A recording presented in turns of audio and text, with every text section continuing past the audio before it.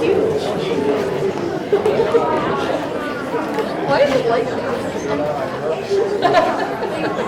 Okay. What do you usually say? All right, we're going to call the meeting to order at 6 o'clock. Thank you. Mr. Placco, can you call roll, please? Lori Kroniski. Here. Glenda Grassi. Here. Scott Fishel. Here. Denise Brewster. Here. Jennifer Hardin. Here. Thank you. Can we stand for the Pledge of Allegiance? I pledge allegiance to the flag of the United States of America and to the republic for which it stands, one nation, under God, indivisible, with liberty and justice for all.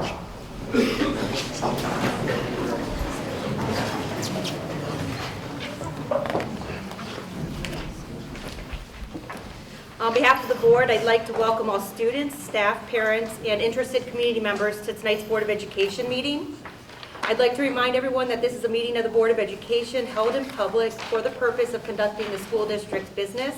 It is not to be considered a public community meeting. There is time for public comment during the meeting in the public participation section on the agenda. I make a motion to approve December 14th, 2023, January 6th, 2024 tax budget hearing minutes, and January 6th, 2024 organizational meeting minutes. Second. Thank you. Ms. Hardin? Any discussion? All right, Mr. Placco, can you call the roll? Lori Kroniski. Aye. Glenda Grassi. Aye. Scott Fishel. Aye. Denise Brewster. Aye. Jennifer Hardin. Aye. Motion carried. That brings us to special reports.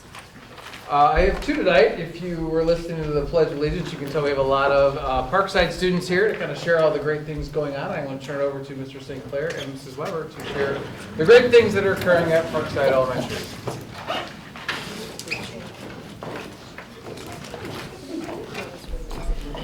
The down one. Yep.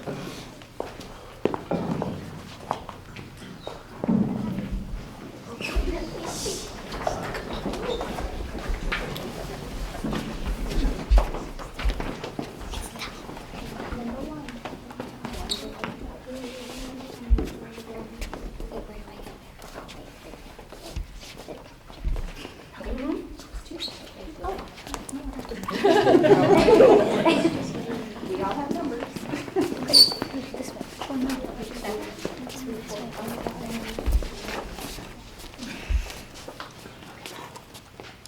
Okay. This evening we have a group of fifth graders with us who are going to introduce themselves first, and then they're going to share with us a project that fifth grade does throughout the school year. It is called the Parkside Peddler. So first we're going to have them introduce themselves to everybody. Hi. Hi, I'm Brandon Waters. Hi, I'm Hunter Price. I'm Alex Filipovic. I'm Stella Gritter. I'm Chase Burnett. I'm Leah Bloor. I'm Adriana Dici. I'm Anna Simona. I'm Jovi Kaprivnak. Okay. And I'm really not going to say a whole lot because they did a wonderful job explaining what the Parkside Peddler is and what we do with it at Parkside. So go ahead, Bryn. The Parkside Peddler is a school store run by fifth grade students. We sell school supplies to help benefit our school. The Parkside Peddler has very helpful and devoted workers. Our workers are willing to put in the work to help give our customers the best experience possible. Parkside makes sure that the workers are qualified for the job by putting important questions in the application. We make sure that everyone who visits the Peddler comes back to the Peddler. When I applied for the Parkside Peddler, I had to decide what job I wanted to do. I could be one of the managers who oversee everything for the Peddler. I could also be the sales associate who stocks all the materials and helps our buyers decide what they want to buy. There's also a treasurer who keeps track of the money and gets change for our buyers. Finally, there's a marketing manager who makes the advertisements for us. The application also asks what other experiences you have and why you want the job. The Peddler's organization matters for many reasons. It helps the kids see what choices there are in school supplies so they can quickly decide. We need to assist them so they are able to get on class in time. As a sales associate, we keep a tally of what is sold to help us see what we need to restock. That is how the Peddler works to help us with our organization skills. When the Peddler opens every year, we need to let people know it's open. This is when marketing takes its place. Marketing not only helps the Peddler, but it helps us too. It brings out creativity, neatness, and typing skills. Kids need to make things sound appealing while also telling information, such as prices and times that the peddler is open. As you can see, the peddler benefits our education. As the treasurer, you must be good at mental math because when the sales associate hands you the money, you have to think fast and calculate how much change the customer will get, or you will hold up the line. Every other week, we calculate how much money we made in that period of time and fill out the deposit slip to send it all over to the board office. Another thing about the treasurer is that this job is the only one who is allowed behind the store while all of the other workers are in line selling to the kids. The sales associate hands you the money and you give them the change. Lastly, the treasurer must be prepared for a lot of things at once. For example, one week I almost ran out of change, but then I learned that I can use the money under the register too. That's why you have to be prepared. We provide great customer service by always having great, upbeat attitudes and always being helpful. We are quick thinkers and are attentive to our customers. We are all problem solvers and are happy to help our customers if they are having trouble deciding what to purchase or if they have enough money. We improve Parkside with our profits from the peddler when we select a gift from the 5th grade class. The class of 2022 purchased the school a bench for the playground. It's a good place to take a break. The class of 2023 created a planting area by the main office entrance of the school. In the future, our gift to Parkside is something that will improve the school. By improving the school, we hope other kids will be excited by our gift. The peddler not only benefits the school, but also empowers the workers. It reinforces traits like responsibility and patience. Along with this comes social skills, focus, and the ability to make change for our customers quickly. You have to show up to work on time, stay focused, and help keep customers concise. Overall, the Parkside Peddler is a unique experience that puts the things you learn in the classroom to good use.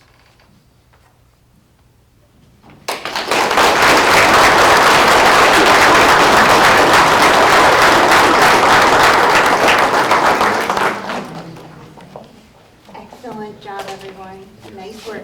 Great job, guys. We'll get your picture in just a minute.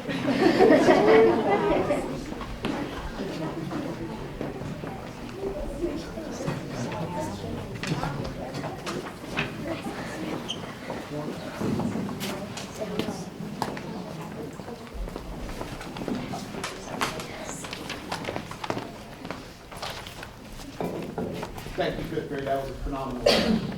Great job. Another thing that we do at Parkside, is we meet with our students before we take the mapping. And we do it 3 times a year, and we meet with the kids. The teachers meet with them, discuss their growth goals and targets. And this year, before winter testing, Mrs. Weber and I went into each of the classrooms, kindergarten through 5th grade. And I was impressed by, when I went into Mrs. Yarshin's 3rd grade classroom, some of the responses that the 3rd graders gave me when I walked in and I asked them, okay, we're getting ready for mapping. And we kind of assimilated it to climbing a mountain. And so I'll introduce them because they might be a little nervous. I have Tommy Cavell with me, Gwyneth Lamb, and Eliza Siegel. And we're going to talk a little bit about what we did when I went into the classroom. So mapping is climbing a mountain. We use it to measure growth 3 times a year with our kids, and we do it throughout the district. And so the first person I talked with walked into the classroom. I said, okay, you're climbing a mountain, which is, you got to be prepared. I said, what kind of mindset do you think you need? And Tommy raised his hand right out of the gate. And pretty much this is what he told me. A growth mindset is about being positive about yourself. A growth mindset is what you need on a quiz or test. You need a growth mindset for a lot of things, especially when they are challenging, like climbing a mountain. Okay, and I asked him, I said, when did you start talking about having a growth mindset? And your answer was? 1st or 2nd grade. 1st or 2nd grade. So it's great to see that we're instilling that kind of positive habit in our kids at that young age. Next up is Gwyneth Lamb. She wanted to go by Gwyneth today. Usually I call her Gwenny, but she said it's a business meeting. That's my professional name. So, Gwyneth, what did you? To me, the skills you need for climbing a mountain are determination and perseverance. Determination means knowing where you want to see yourself in the future and knowing how you want to get there. And perseverance means whatever happens, you just have to get back up and try again, like climbing a mountain. There you go. And you've been talking about that with your teacher since? Like first or second grade also. First or second grade also. And Eliza, you talked about, well, why don't you tell us what you talked about? I think that for mapping, you should use tools or things you already know to help you get through hard questions. I use the stuff I learned from first and second grade. I also use cool tricks my teacher, Mrs. Darshan, taught me. Remembering all that stuff from my past years really helped me get through hard questions. Also, all the tools on the computer helps me a lot too. Like the highlighter highlights the stuff I need to know, and the line reader helps me know what line I'm on in the reading. So all these reasons show you why you should use these tools for mapping. All right, thank you. And then I had to ask him one final question at the end. I said, did you hit your growth targets? And what did you guys tell me? Yes. No, what did you tell me? Oh, meet it or beat it. Meet it or beat it, right? So, you guys did a great job. Thank you very much.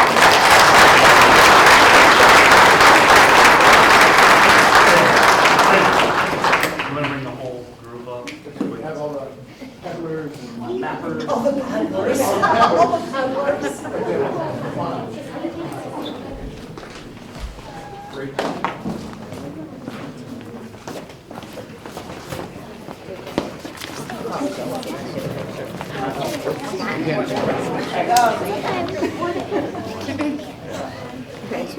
We have to, right? Okay, let's, we got a sushi then. Right, so third graders. That should be fine. Is that good? Maybe bring those tools. Anderson and Alex.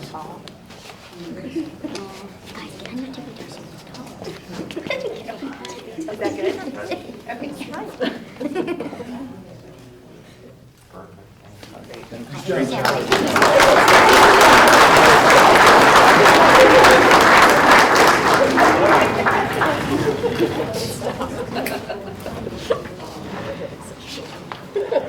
Give me a rolling chair, that's what happens.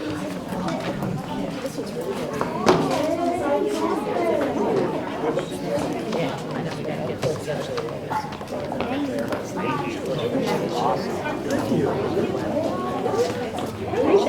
Great job, you guys. Oh, thank you so much. Thank you. Thank you so much. That's great. I'll be the best version of you. Good. What's your sister? Do the best version of you. Nice job. Wow. Thanks for your present. Oh. Getting better every day. Yeah. All right. I did. Thank you.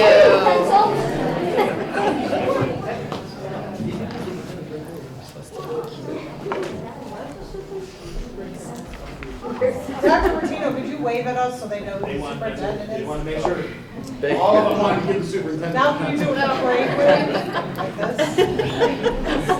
Good work. Great job, kids. Feel free to stay, or if you have other pressing things. Parents are like, You're more than welcome to. My second report tonight deals with some district programming. As we let We're not offended. I am not offended. Great job.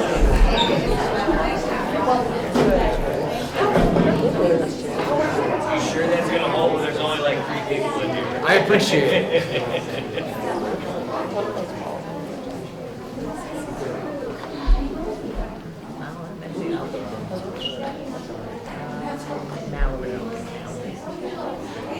Very nice.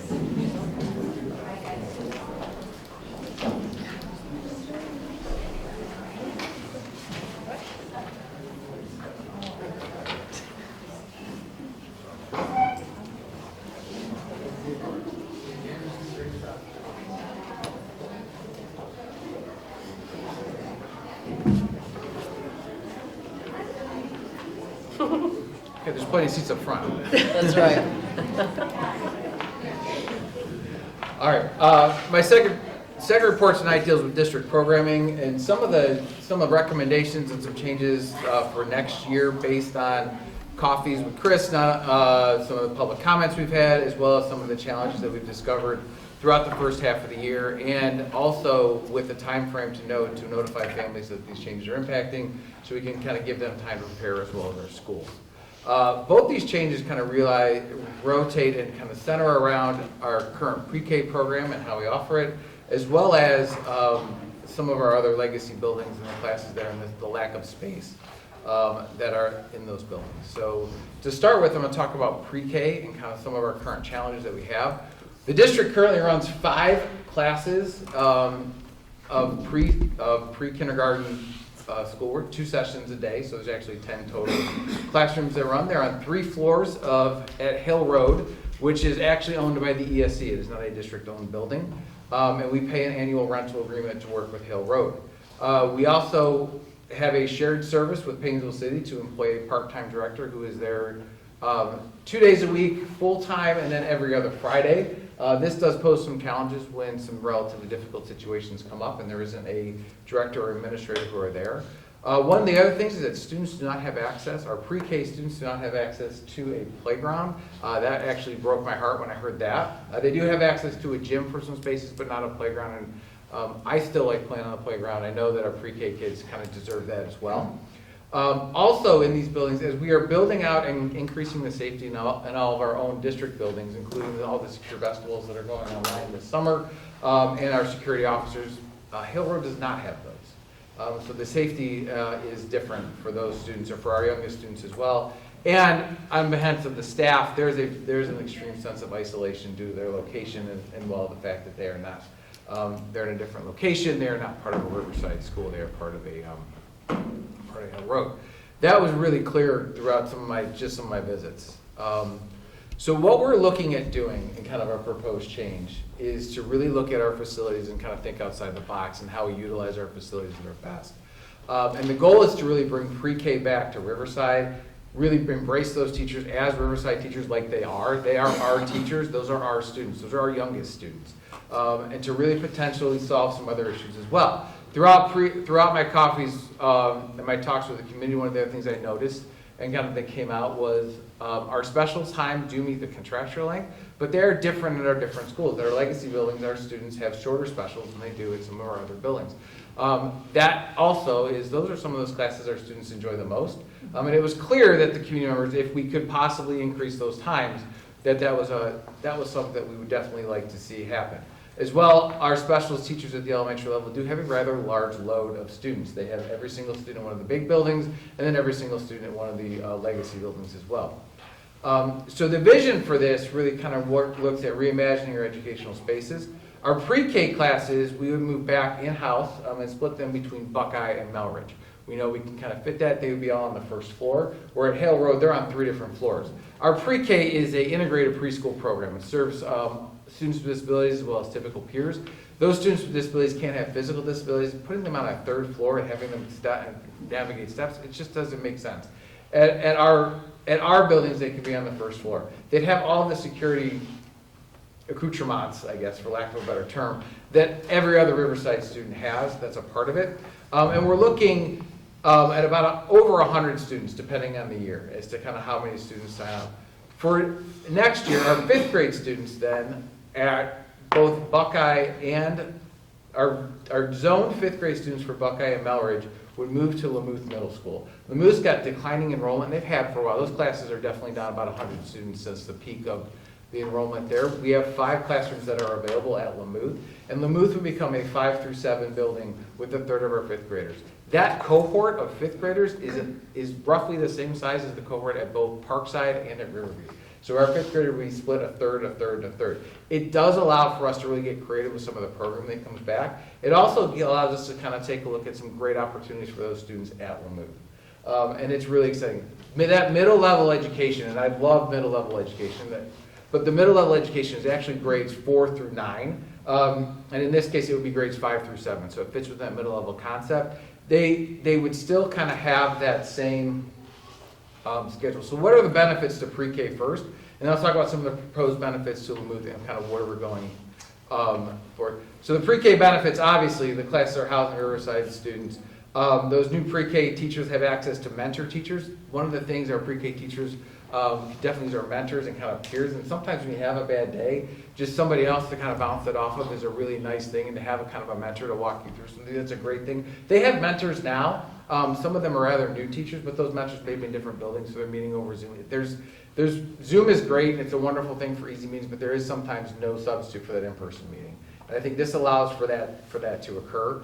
Our Riverside preschool will be overseen by a Riverside administrator that's full-time, that kind of has some chance to provide dedication to that program to make sure that those students and staff have what they need to be successful. As well as our pre-K students will have access to outdoor playground equipment. Again, that's a win for me because I love seeing kids play on the playground. I think that's a great thing to kind of see our kids for that. We will experience cost reductions. Yes, we're going to absorb the teachers will come back to our district, but we're not going to have to rent the building anymore. We pay for trash removal over there because our pre-K does generate a lot of trash. That cost would obviously get removed. We also have an administrative assistant / health aide that we pay. Now we have positions in a custodian that are dedicated to the pre-K. Those would get absorbed back into some of the open positions that we have throughout the district that we have not been able to fill. We would take those people and kind of replace them in a new position. So it's not necessarily a RIF situation. We would better purpose them kind of within our district to kind of serve more students. Our students and staff would be in a building with both a security officer and a secure vestibule for entrance. And then, like I said, Buckeye and Mellors are more accessible buildings. So that works there. 5th grade at Lamouth, what are the benefits for there? And I know this is a challenge because it is a change, but they'll have access to all Lamouth resources a year early. So they'll kind of have thank you. So they'll have that larger gym. The gym for 5th graders, they'll take gym class in the Lamouth Gymnasium, which is twice the size, if not larger than the gymnasiums at Buckeye. Probably took Buckeye and Mellard's gyms, you put them both in Lamouth's gym. So they'll have access to that. They'll have longer specials times. They'll actually have specials times that are equal to the other 5th graders throughout the district. The specials for 5th grade will be taught by the Lamouth special, the Encore, they call them Encore teachers, but the Lamouth specials teachers at Lamouth. That also reduces the specials load for our other elementary teachers and increases the ability teaching time for all of our students at our legacy building. So that solves that issue that we heard at Buckeye with the really shortened specials because of the number of sections we have to offer. Teaming at the 5th grade level could provide additional opportunities for personalized learning. I know when we talked with some staff about these potential things, they were really excited about the chance to collaborate. At Buckeye, there is one English language arts teacher. At Mellors, there's one English language arts teacher. We had them all in the room at the same time. They said, we can work together. We don't have to do it over Zoom, and it can be personalized. And they were really excited about kind of that opportunity to work together in some of these teacher-based teams. Again, in person, kind of sharing those resources as they move forward. Also in terms of grouping and kind of moving students to different ability grouping and that sort of thing throughout. One of the things we know is, even since when I was at Lamouth, it's a lot of transition in for the first year, then you transition them out the second year. This gives them a 3rd year at Lamouth, so they actually get a chance to get settled. So a 3rd of our students will have a chance to be settled at the middle school for a year. And kind of we would like to see that success because we know 3 years is a sweet spot. Actually, for the longer you stay at one building, the less issues you have with transition. So we think that at least these students will have 3 years there, and we'll be able to track that to see if that does make a difference in terms of where our scores are coming in and out are. And by adding another 100 students to Lamouth, we think transportation could be more efficient, not only at our legacy buildings that we're in the 3-tiered route, but we're bringing those students to Lamouth earlier, taking them up throughout. It doesn't come without challenges, and we know that those challenges are there. One of the reasons why it's January we're having this discussion is our 4th grade students who are leaving our legacy buildings need to have the opportunity to have the same things that our 5th grade students are having. We need to have a 4th grade clap out. We need to have those opportunities for those students who are leaving and moving up. We need to celebrate them as much as we celebrate our 5th grade students. When I talk to not only our building principals, but also the union, really kind of talking about how do we make this work. One of the things we talked about is it needs to be celebrated for both those students kind of moving forward. And what does that look like? Some of our traditional days in the summer for transition and parent nights, they're going to look different. There's no longer going to be a whole family 6th grade orientation. We'll have a 6th grade orientation next year. We'll also have a 5th grade orientation as they move in because it's going to look a little different. All of those 5th grade classrooms will be kind of in their own wing. So they will kind of be on an elementary schedule, sitting in their own wing, but they will be also on that schedule. They have their own lunch, they'll still have recess. Those things will occur. We do know that we need to add some sort of playground equipment for them to have recess. One of the things we're going to do, I've learned what's best, is ask kids what they want. So we're going to get into the 4th grade rooms and say, guys, you can build it, what do you want? There's a Gaga ball pit coming in courtesy to an Eagle Scout project. We're excited about that. We know those kids love Gaga ball. But what else kind of do they need? We know they play football. We know they play kickball. Those things will be available. But what else is there? So what are our next steps? Obviously, I would like to have discussion tonight regarding questions, answers, how can we help? And then we want to get some communications out to our community, giving them a chance to not only hear this from us as to what the plan is, include a frequently asked questions page, and then Dr. Bassich and I are holding 2 nights at Lamuth for our incoming 5th grade parents, February 7th at 7 and February 13th at 6, to have them come in and ask those questions in the library. I'm joking, it's a coffee with the Chris's, but it's really, but I don't know if we'll have coffee, but we'll have cookies. Yeah, so, but really to get those families into the building to see what kind of program we're thinking and ask those questions that they have. As I know, this is a rather large change to the program they've had historically. And last, I think we want to work with the PTO and the PTA at Buckeye and Melridge and those families to make sure that those events for our 4th graders, as much as our 5th graders, are celebrated and that they are really specific, because it is a big change. And we really want all those students to move up to Lamuth to feel special as they are middle school students, and that's kind of where we're at. So at this point, what questions, how can we, where do we go from here? Kind of questions, comments, moving forward. I think it's a great, I think it's a great and interesting and different way of looking at things. So I guess my question would be, is that educationally, obviously, what you're talking about the benefits to those kids that are coming to Lamuth, but then, so you've got this segment of our 5th graders that are going to have an extra year at Lamuth, but then how are they going to be different than from those other kids? You know what I mean? Like, we've got our kids in at Parkside and at Riverview who are not going to have all these benefits that you're speaking of. So when we've talked a lot about, I know our Buckeye and Melridge parents have talked about the difference in what they feel maybe they get versus Parkside and Riverview. Well, now we're doing the same thing again. I'm going to need to explain then how To some extent, we're really working to level the playing field. Both at Parkside and Riverview next year, there are 5 sections of 5th grade. At Lamuth, there'll be 5 sections of 5th grade. Parkside and Riverview students get to practice with lockers. Lamuth students will have lockers. Those teachers get to collaborate together and kind of have some of those spaces. Lamuth students will have access to those spaces. They don't look the same. There's not the pod, but they'll kind of have the same access and the same kind of style. The timing will be different. Lamuth, the 5th grade will be on the Lamuth schedule. So when we moved Hale Road for the 6 months, I think, that Hill Road was there, we ran 2 different bus routes. We will not be running 2 different bus routes. These students will be on the Lamuth schedule, so 8:10 to 3:15, or 3:05. So they'll be on that schedule, but they will have a lot of the same kind of big school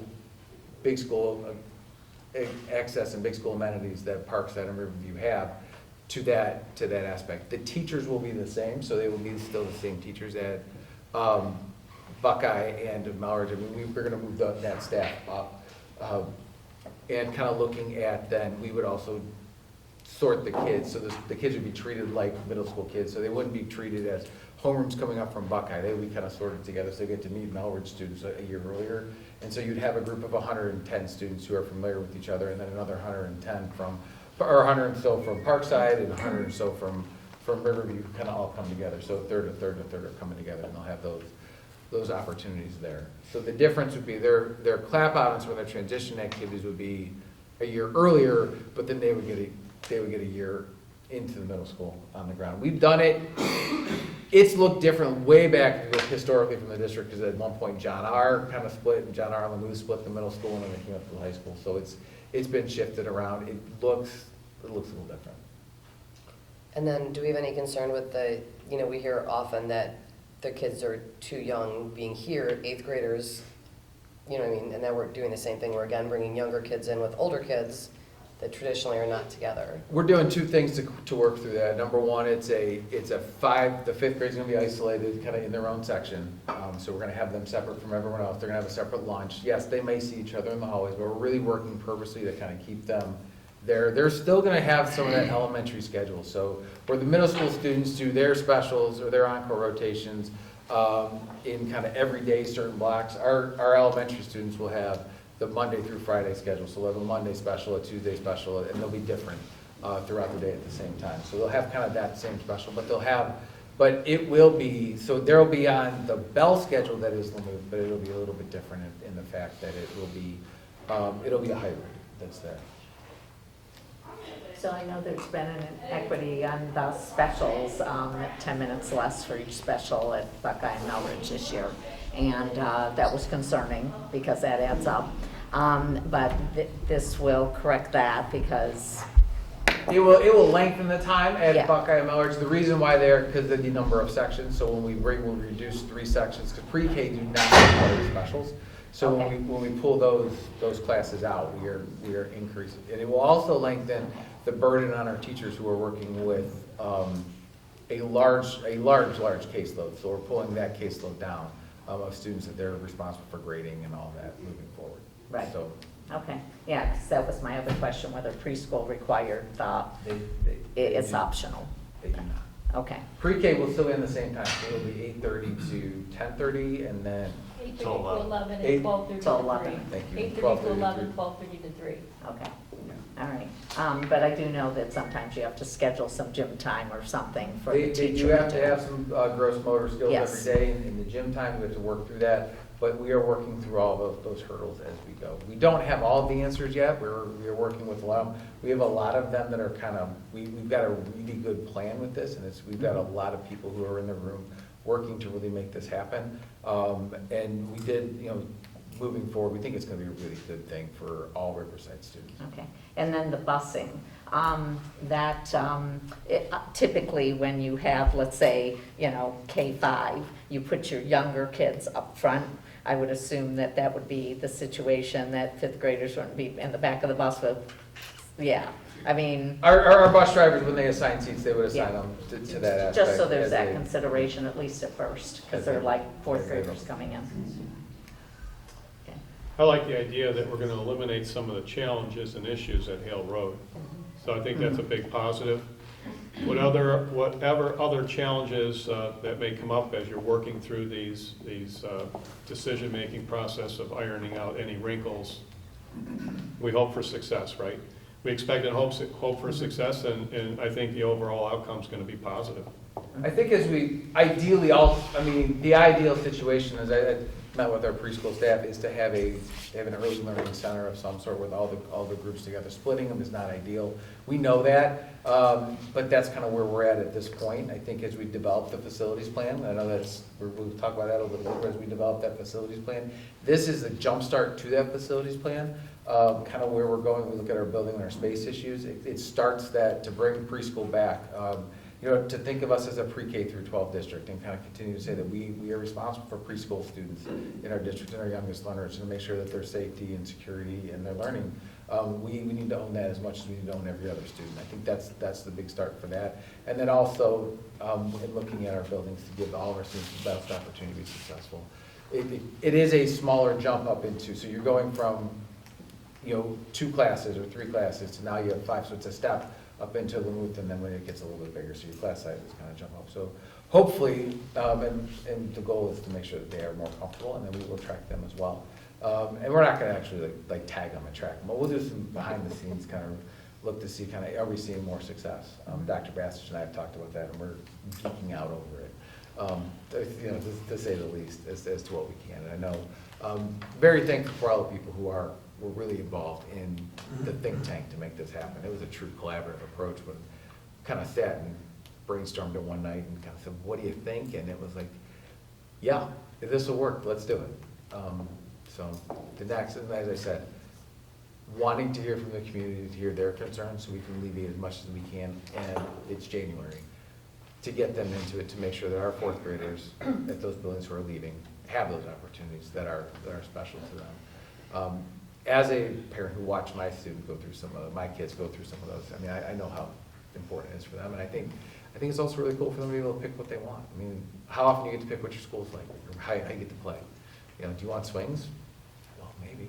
So I think that's kind of a neat thing to kind of find the space for that. So Some of those costs will come from that, but it won't be as much as it costs to rent the building. I know one of the biggest things I heard from pre-K was the security, so I think this alleviates that too, having the children in our buildings where we know we've taken steps to do that, so.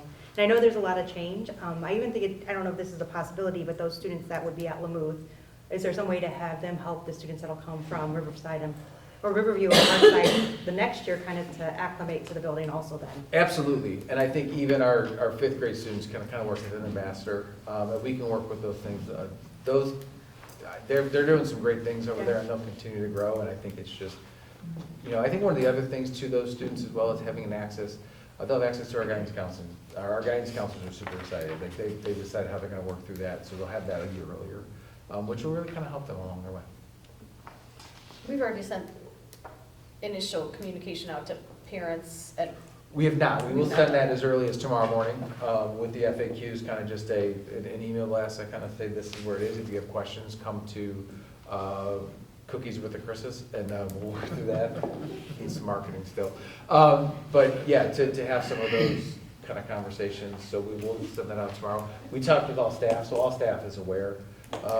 We first met with the staff that we directly impacted and moved. And it was very positive.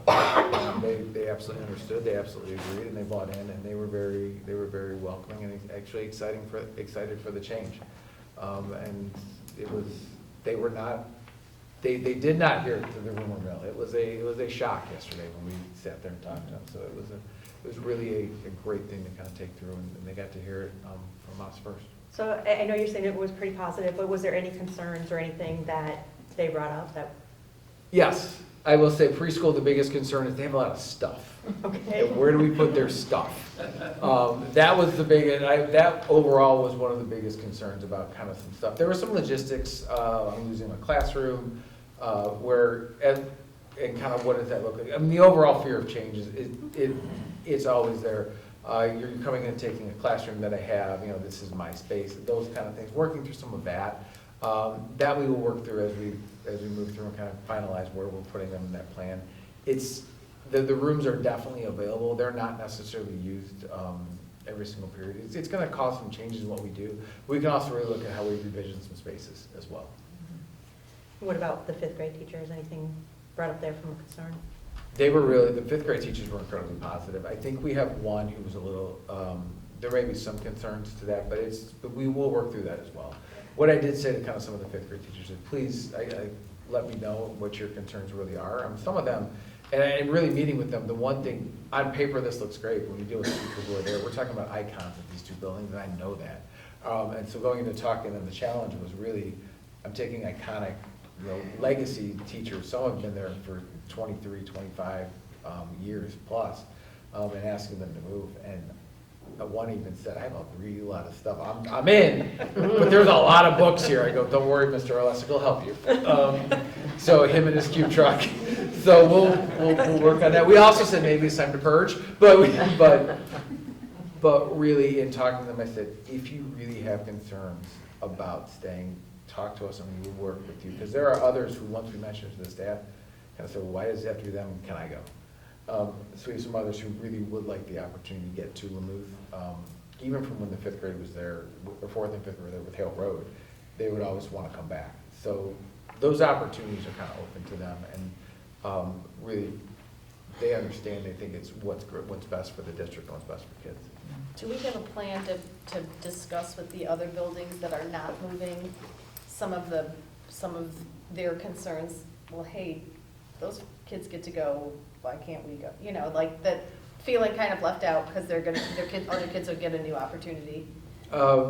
Honestly, I would anticipate that, right? Yeah, I did not anticipate that one. That's one that we can have in some open forums, kind of where you. I do plan to continue. I hate the name Coffee with Chris, but some sort of community meetings at the buildings. I got so much from it, just to continue those regularly throughout. So I think we'll run some of those at the buildings as well for the second semester and second go around.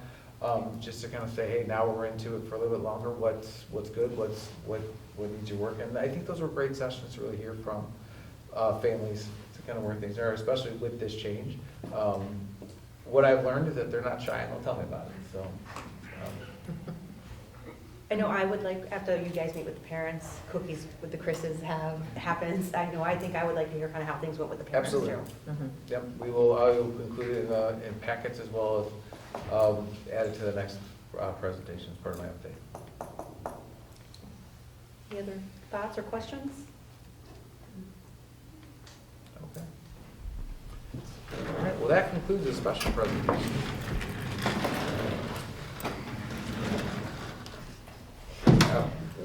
All right, so that brings us to old business. Are you okay? Okay.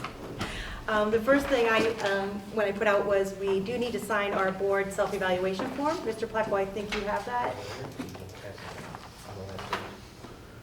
We all sign Bring the last page up. No, everybody signs that Let me participated. one signature on the second to last page. There are two. The last page has the signature.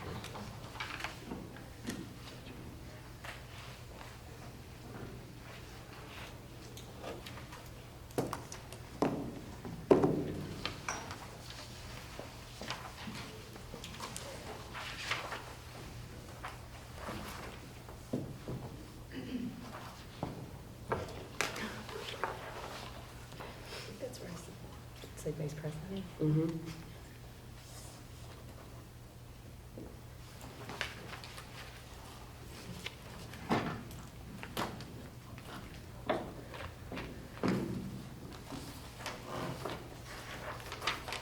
So I will be signed though, right? Yep, you can pass it, Mr. Official, thank you.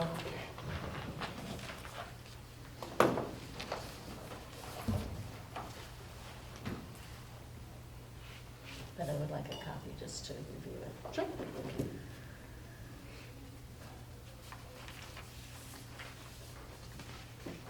Just one signature? Yep, just one signature. The rest is the form. Okay, there you go. Mr. Placco, I'll give this back to you so you can file it for reference. It's out of order, sorry. That's okay. All right, the second thing that was presented for old business was to talk about the expectations of our board committees. So I did this for me, and if anybody wants to jot it down, but I tried to put something together to just kind of help us or guide us through the conversation. And we can change this, it's just really to get the conversation started, so. Oh, can you? We good? Yeah. No. Yeah, I gave him one. Oh, you didn't get one? Okay, thank you. You want one, Chuck, just to see as we walk through?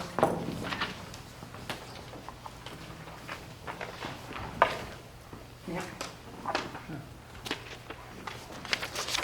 There you go.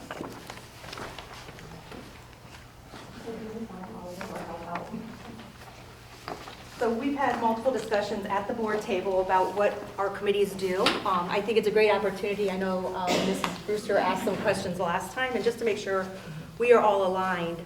And kind of doing some research and looking at why do we form committees, and then looking at the policies, which I'd forwarded to everybody previously. It says that the policies work on behalf of the board, and kind of the board should set the expectations for the committees on what they are supposed to be doing.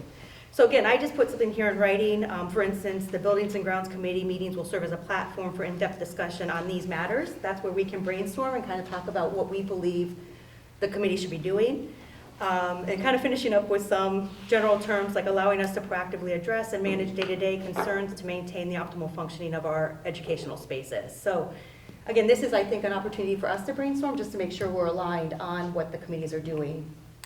Any initial thoughts or? I think it's helpful simply to be reviewing the information that's going to be coming up on the board agenda. I know we've done that in finance, we've done it in personnel and buildings and grounds for the past couple of years. It's been helpful to have some in-depth discussion about what's coming up, what's going on administratively, like what the administration would like the board to review, where you can have more conversation than you would normally have at the board table or what there is time allowance for at the board table. But I also think one of the things that we have not specifically done such a great job at is having the board give some direction to the committees on what the board would like each committee to address and maybe do some in-depth study on. So that would be helpful for us going forward. I don't know, we probably don't need to absolutely do that this evening, but Yeah, but I think that's a point, like, I think that first statement, review information coming to the board on the agenda really fits with all the committees. Would you guys agree? And then I think your point is, if something comes up during the year, we should be able to say, it's at the expectation of the board that the committee will kind of take this on and work on it. right. And a lot of the things that, again, that we talk about in the buildings and grounds and finance personnel were things that were coming up from the administrative standpoint. These are the things that are upcoming. I think that's what happened on curriculum and policy. We've reviewed things that are coming forward. So I think that's always like a good idea. That's the time where we get to have in-depth conversation with our administrative team on, hey, this is what's happening in our district, and that they can't always address fully at the board table because time just doesn't allow for it. Yeah, so what I would add to that is, certainly, there's a lot more time in the committee meeting to go in depth in more items than there is at the board table here. So obviously, a committee is going to go ahead and explore other things within that realm, whatever the committee is, whether it's curriculum, whether it's finance, whether it's building and grounds. And then we can bring that information after it's discussed and consolidated. So at a board meeting, you're not spending 20 minutes talking about something where you spend an hour in one of the committees. So obviously, yeah, we're able to cover more ground. I think if the board directs those committees to be very specific in what they do, then there would be no reason to really have the committees. The board is then operating it. So I think the committee gives us some opportunity to explore other areas that wouldn't be addressed here at the table. They'll deliver that information to the board members in an open meeting. I think that's very, very productive. I would just hope that, again, as a board, that the board will decide what the committee should be directing their attention to, and not the committee members deciding on their own what it is that they want the committee to be discussing. So I would have that conversation as like bringing that up as new business. Hey, I would like the committee, this committee to discuss this because this is my concern, bring it up to the board. If the board, 5 members at the board table feel like that is something that the committee should explore and spend their time doing, then that's where the work should be done, is at the committee level. But I don't necessarily think that the committee is a place for individual perspectives to take charge of the committee, I guess, is what I'm saying. Also, do we want a chair, or do we just want people on the committee to follow the board's direction as to what they can and can't do? I think the chair is like responsible for making sure that there's notes and that there's some communication and liaison between, you already have that written down, do you not? It does. That there's some At the end of the liaison thing, between. I jotted some Right. ideas about the role of the chair, so if you want to take a look at that. Right. Yeah. So, I mean, the chair offers some agenda items, and that's part of the role of the chair. Otherwise, That's not been the part of the role of the chair. That's the role of the board, to direct the chair and the committee to do work. so the chair, if the chair is just going to follow what the board says at this table, then you're going to very much limit the ability of that committee to go into other areas that are necessary. I mean, that would really be limiting the scope of what the committee could do. But I think that's part of why we have committees, is because it's not up to just one person to determine what the board is going to explore. I think that's a Well, board decision. Yeah, you have administrators, you have other people in the meeting that bring thoughts and ideas. Are we going to tell them what they can and can't say in those meetings? I mean, obviously, they have to have input, and the committee needs to be able to address those. And if the committee's not been directed to do so by this board, then you're really pigeonholing the committee. Again, I'm going to go back and I'm going to say the committee is the time for the administration to bring forth what they have going on in certain areas. It is also a time for the board directed, we'd like you to review X. Fine, and that's what we're going to be tackling as a committee. And even if it's, if you say over the next year, these are the things that we want to have the committee review. So, I just want to make sure we let some other comments come to the Yeah, table. I was going to say, it seems like a circular point of view, because I've only attended the Finance, Audit, and Personnel Committee so far as a member. And, you know, it seems like a collaboration of what is coming forth from the administration And then we're adding a board perspective. And we're discussing, and at some point, I know with one thing, we talked about, we want to include, like more board discussion on Right, we this. did, yeah. So I would hate to have my hands tied that you're not allowed to discuss certain things because you don't know what's going to come up for the administration or for us. For example, buildings and grounds, I asked a question a long time ago. As a result of the study, there's going to be a lot of decision-making, and Dr. Rotino said that we're going to have some work sessions because this isn't just that committee, it's all of us talking, and it's the administration, it's the board, and probably community at some point. So I guess if some things need to be teased out, I would like to see a work session for more discussion, and because these are big decisions. And other things are just day to day, or they just come up, or hey, this is a great idea, because I had an initial discussion with Dr. Malakar, good stuff. You don't want to say, oh, well, we can't talk about that. Yeah, and I don't think it's about saying we can't talk about it. I think it's about saying that we have to make sure that as we're working in the committees, we're representing the perspective of the entire board. Yeah. And that we're not bringing something to the committees on behalf of one board member, right? It needs to be a collective of the entire district and what we're trying to work on. So new topics always come up, right? So maybe we're looking at trying to figure out how to finance something, and Mr. Placco might bring that to the table, and there's a lot of discussion and different thought about how we might do that, right? The collaboration. Yeah. So that we can step away and take a look at those more in depth, or maybe bring them back and talk about them again at that finance meeting. And so sometimes more information is needed. Correct. Because, Yeah, so I don't think it's about not talking about new subjects. I think it's about making sure we as a board are whoever the chair and the member are, that we're representing the entire board, the district, and what we're trying to work on versus like a specific point of view. Yeah, and there are different perspectives on the board, obviously, Yes. with each person. But you also have a chair and you have another person there. And then you have the administration. So I just look at it as a collaboration. Yep, yeah. Sorry, Ms. Harden, we didn't give it anything else to add. I don't disagree with anything you've got in here. So what I would like, if there's anything specific that we think each of the buildings and grounds, the curriculum, the policy, or the finance audit and personnel committee should be charged with, or what we would expect, if you guys could go ahead and take some time and send that over, we can work on kind of finessing it. Just again, coming to an agreement, I think then we could probably, here's one of those opportunities, turn it over to the policy committee and make sure that we get it into our board handbook. Does that sound as a good approach? It does.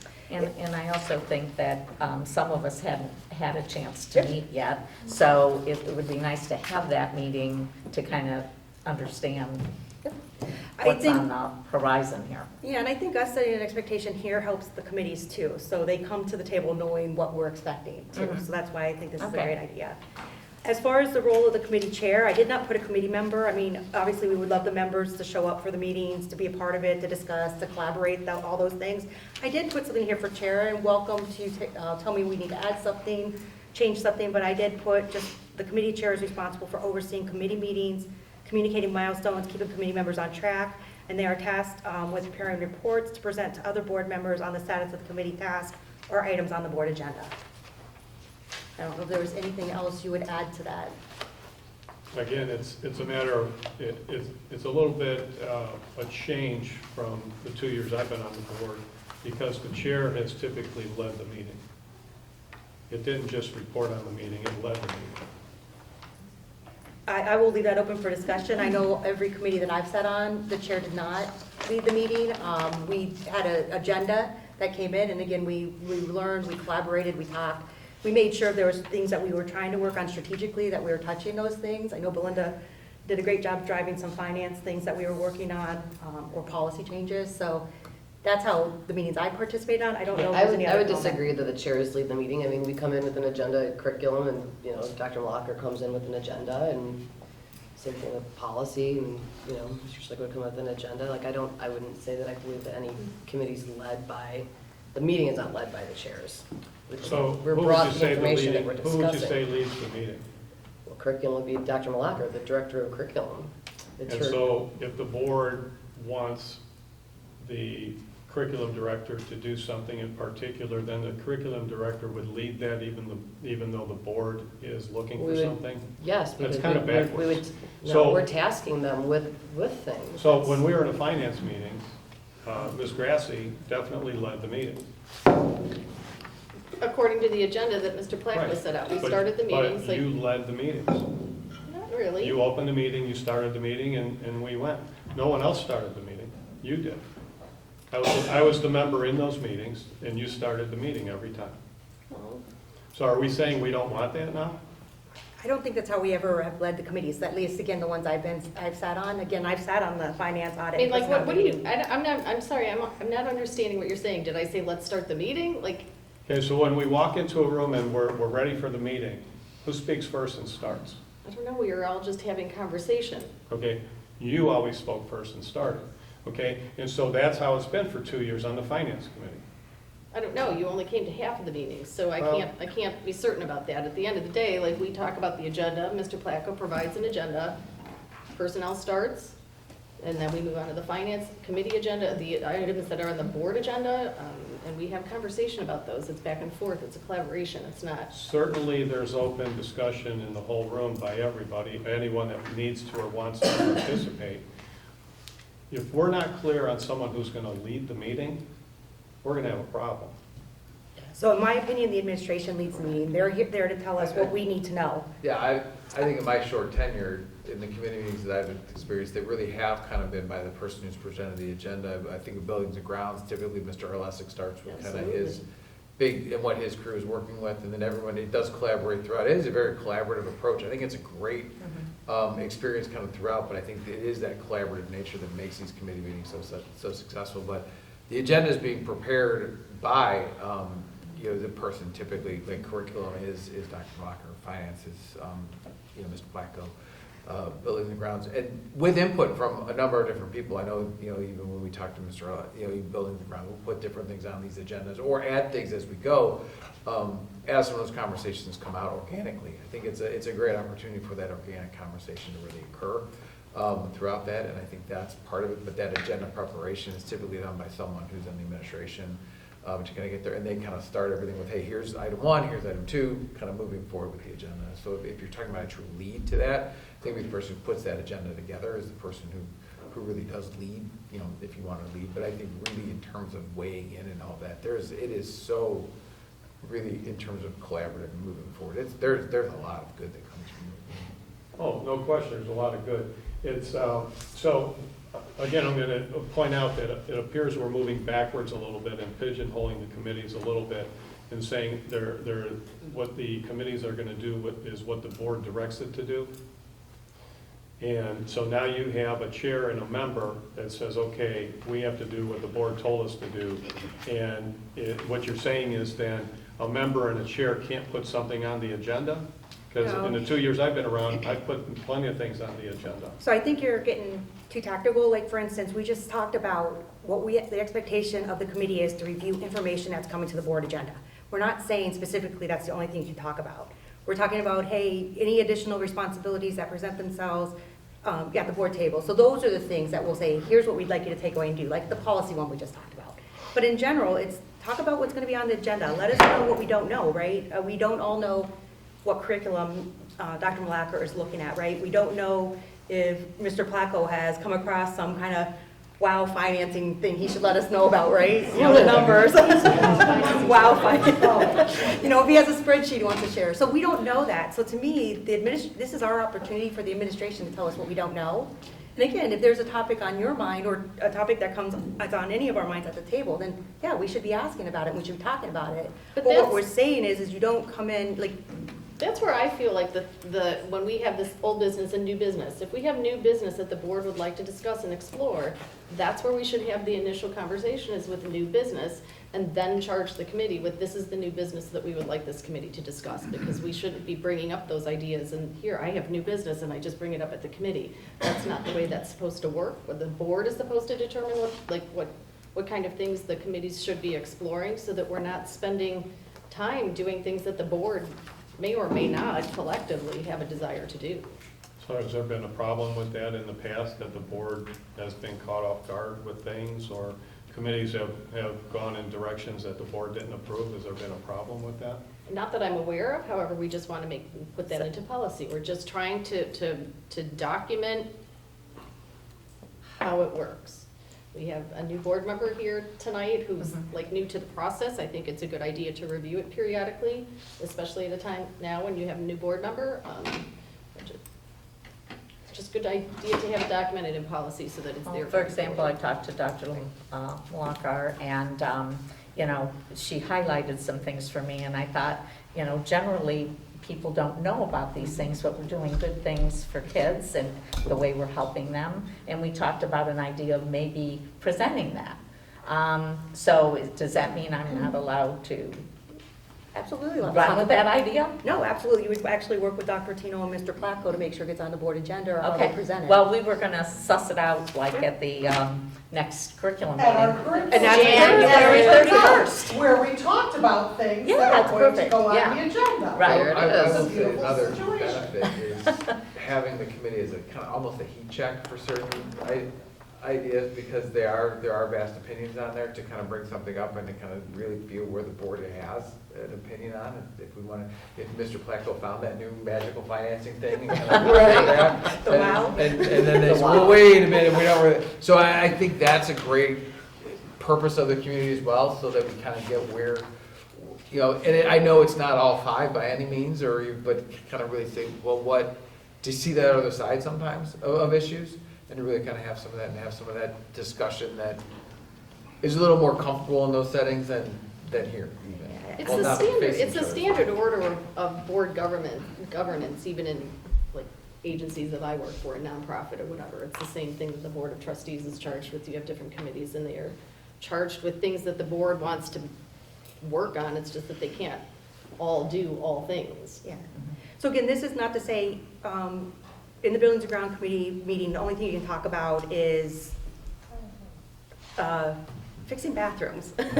We're not limiting the committee to that. What we're saying though is like you should review everything that comes up that's going to be on the agenda. Make sure that it's representative, if there's anything we need to beat up or collaborate on, right? Well, that's a very better way of putting it. It's much clearer to state it that way. Right. Because that does open up the opportunity to handle other items as needed. Correct. And that's the job of the board, handle all the items that are needed so the district can run properly. Absolutely. And if there's something they want to talk about to see how would we handle it, or are there other ideas, like that opportunity exists. But again, a lot of that comes from the administration because we just don't know what we don't know.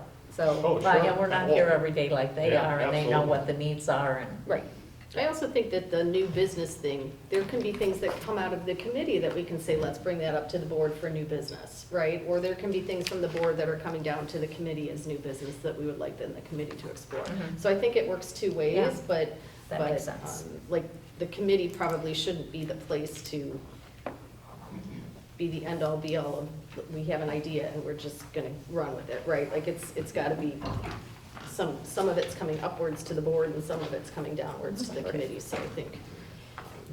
So can I ask, again, send some ideas to me maybe over the next 2 weeks so that we can pull this together. Again, it's not pinpointing specific, it's more about kind of some broad statements. So the expectation is there, that you can come prepared, and then we'll continue some discussion at the next meeting. okay, thanks. Thank you. All right, and one more thing.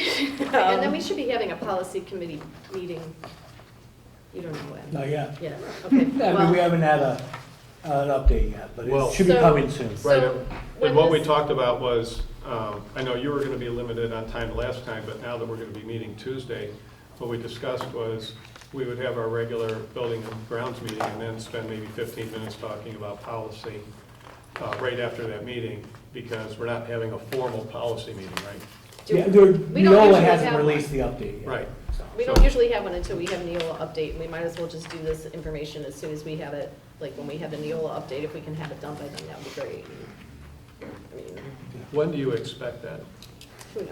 Next couple Next weeks. month, maybe? It should be. Soon. Yeah, it should. Yeah, it really should be released pretty soon. All right. And we'll try to get it turned over ASAP. So. Right. Any other discussion on committees and the role of a committee chair? right, so one more piece of old business. And I put together just to walk through some thinking, so there's 3 pages, sorry, I didn't do a very good job of, oh, that's the 3rd page, what I think. That's the 3rd page. So we put out a session for the working session to talk about our facilities plan because we were trying to get us all together because we cannot find a date that all of us can attend. So what that led me to is thinking about how do we get out of the starting gate, because we seem to keep going in circles, and I've done some consultation with people I know that run projects, some people that are in construction, different things like that. What I'd like to do, I would like to make a recommendation to the board. So it's a proposal for advancing facilities plan, and again, I did put it here in writing just because I personally like to read things and make notes on it. So, but again, I would like to propose a strategic approach to move the facilities plan forward. The goal of this approach is to develop a comprehensive 5-year plan that addresses the critical needs of our district schools. Primary objectives of the plan would include 1, addressing existing facility conditions, 2, creating additional space within the district, and 3, establishing unique learning spaces. I did make a note under addressing existing facilities conditions that a lot of this work is done, right? We have very comprehensive reports. And I also made a note, if you read it, some items on this list may already be addressed in day-to-day operations of the district. Any issues identified for routine attention will be discussed at Buildings and Grounds Committee meetings. We recognize the importance of integrating ongoing maintenance and operational considerations into our regular practices to ensure the sustained functionality and condition of our facilities. The Buildings and Grounds Committee meeting will serve as a platform for in-depth discussion on those matters, those day-to-day matters that keep coming up. I know Mr. Olesic brings things to the table for us to think about. But I did put that note there that some of that work's already going on. And I think we have room to say, I think there's even some discussion on how do we work with the money that the school has, right, going on in the finance, personnel, and audit committee. So we probably have room to put that in there. But again, the 3 objectives are there, and then what I am suggesting is a timeline to get this 5-year plan done. Month 1, I would like to suggest that we form a superintendent committee. That committee would be ran by Dr. Rotino. It would be established as a dedicated committee comprising of administrators, staff, parents, and community members, led by the superintendent, and identify facilities plan liaison from the Board of Education. So one of us could sit as the liaison to that committee to make sure that we are there kind of representing the board. Month 2 and 3, I said identify additional consultation requirements. So the committee will meticulously review the prior facility plans, gather insight from stakeholders' feedback, examine NV5 report, analyze the Bialowski report to identify any additional consultation needs. Months 3 and 5, they could complete any additional consultation. Then months 6 and 7, bring it back to them to kind of start thinking about what are those facility plan recommendations that they want to bring to the Board of Education. And then month 8 would be finalize that 5-year facility plan. It's kind of a tight timeline. I did throw it to Dr. Rotino to think about, to say, is that even possible, or am I kind of out in left field somewhere not thinking about it? I think you felt pretty comfortable. I love it. I think it's good. I think we have a lot of the information. I think getting that community buy-in as to what their values are and kind of where we go. I've said that throughout the way is really, we've got all this information. It is really great.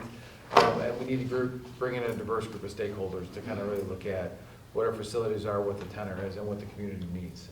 Our schools are the hub of the community. We need to answer them. I think that's the key, is getting this community piece on that committee, and really kind of moving forward with that along the way. So really excited about the potential to do this work.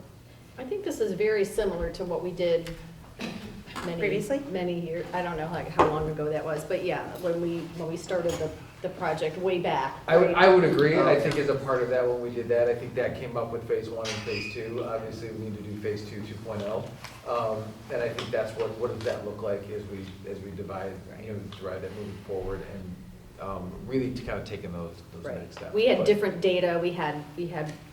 But we did the same type of a process. It just wasn't written down into like a timeline, but this helps guide us and gives us some accountability. I think it sets some expectations, and I think it facilitates a very collaborative discussion with our community. We received a lot of information, and I think that I've heard from the board that's what we want. We want the community to help us decide what's next. So that's why I kind of, again, as I sat down and thought about this, and I took the time to try to put this in writing so we could set some expectations, that's what the goal here was, is that we're kind of putting it in hands of the people that know what goes on day to day. I even thought about, do we put the students in here somewhere? I think that might be important to get the students' opinion too. They would be part of the committee as well. Yeah. I think that absolutely they would be part of kind of trying to find some students who, how do you learn, what are you looking for, like that sort of thing.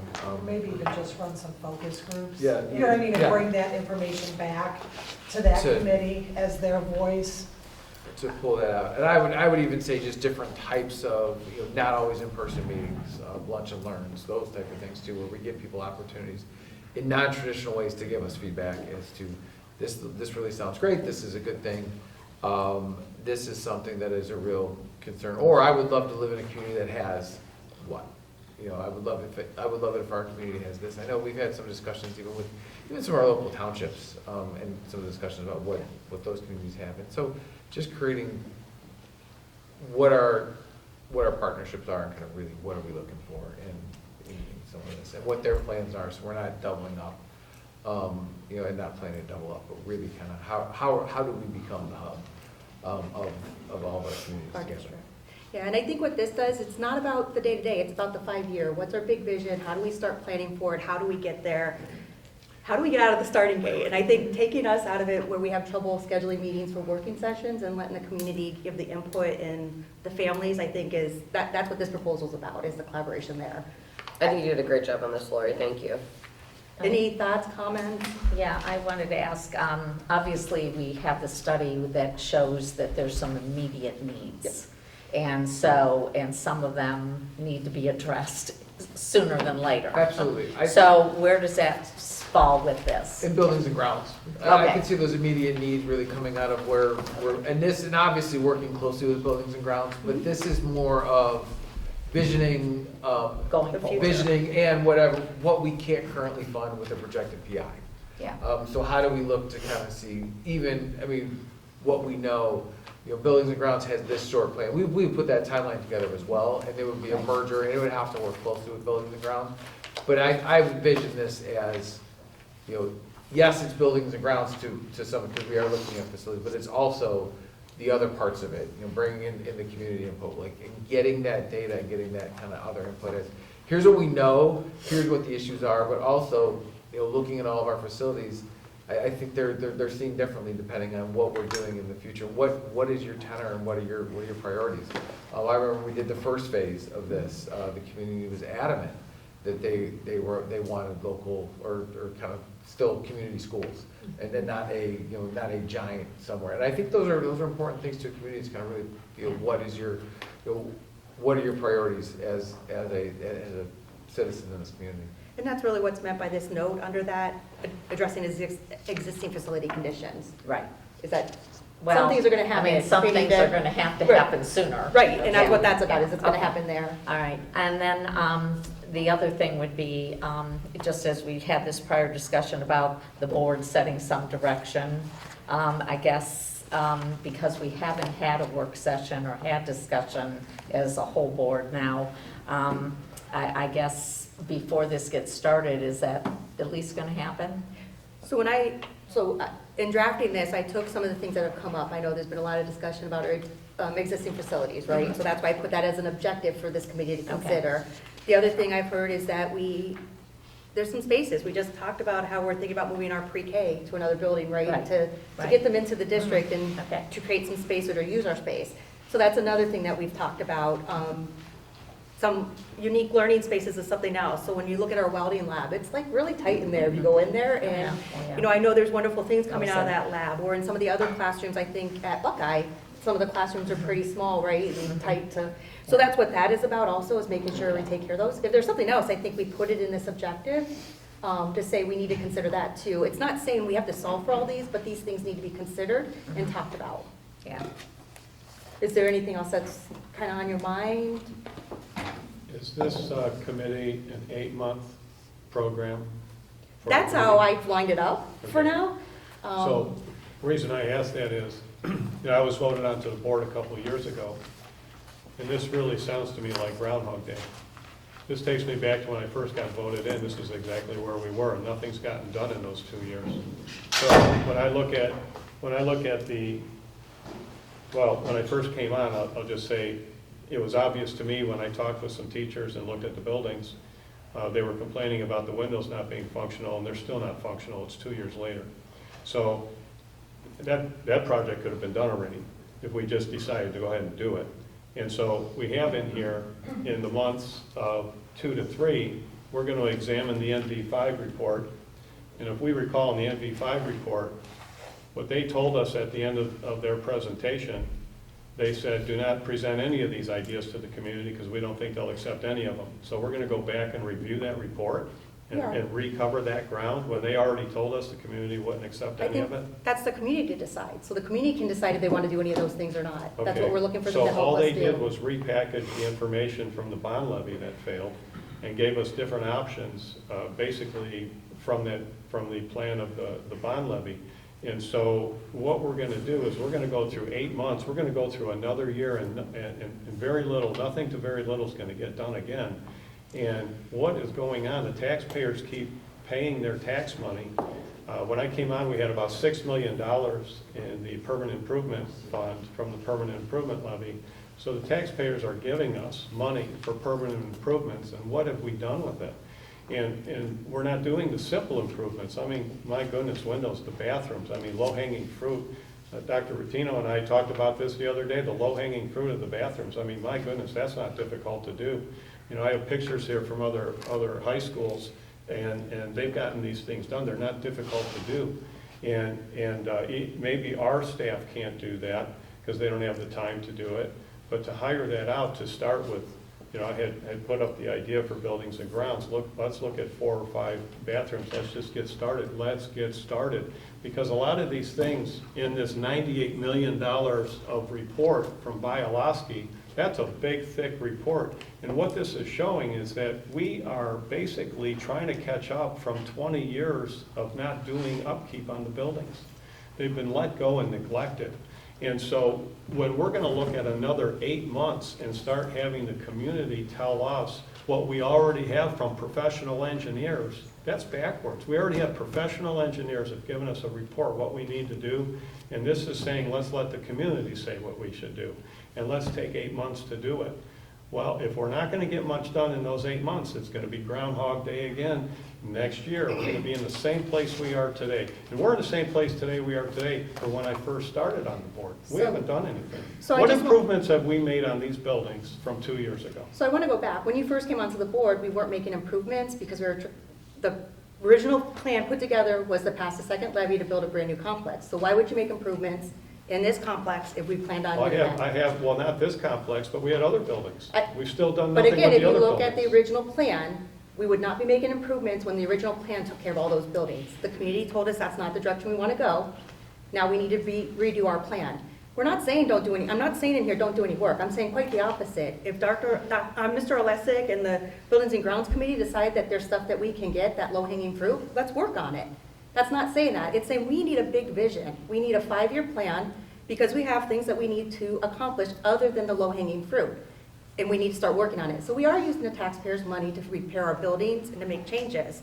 And as far as 20-year neglect, there was a time where we couldn't afford to make updates to our buildings because of the state of the district. We've recovered from that. There's a lot that's been done. So I don't think that saying there's been 20 years of neglect, there's reasons for that, and we need to dig into that and understand it. Just like you have to consider that there was a facilities plan when you joined the board that we were trying to do that the community had originally supported. That's changed, and now we have to figure out what's the new direction. This gets us out of the gate.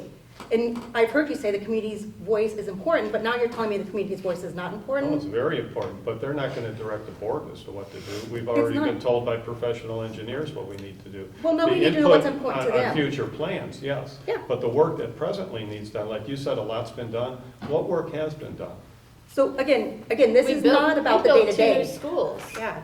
No. Mr. Fisher, Since I got on the board, what's been done? In 20 years, we have built 2 new schools. That is not nothing. And at the end of this committee and at the end of 8 months, we've all heard the conversation that at some point we're going to have to ask for some kind of money to do some of these repairs because there just isn't enough to be able to fund $98 million of repairs, even a portion of it.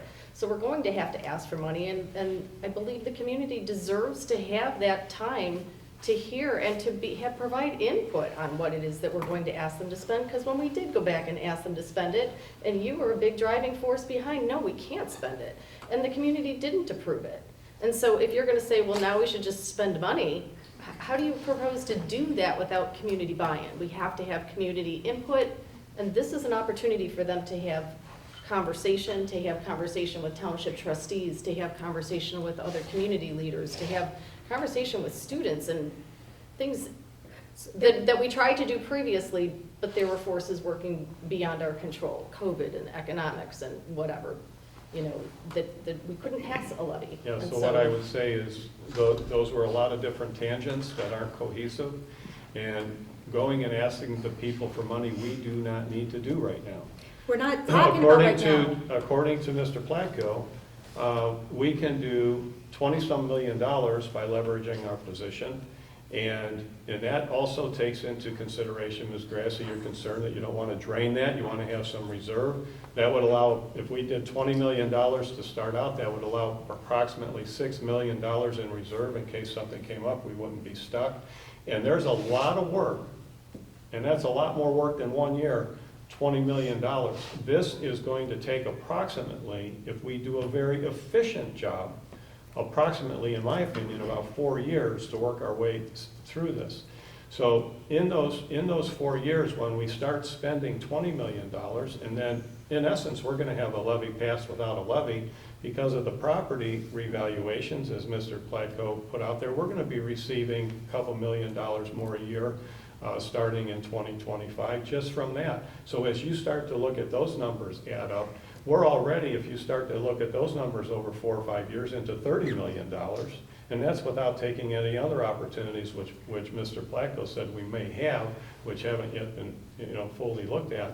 So anyway, we're looking at an opportunity to go out and start doing work.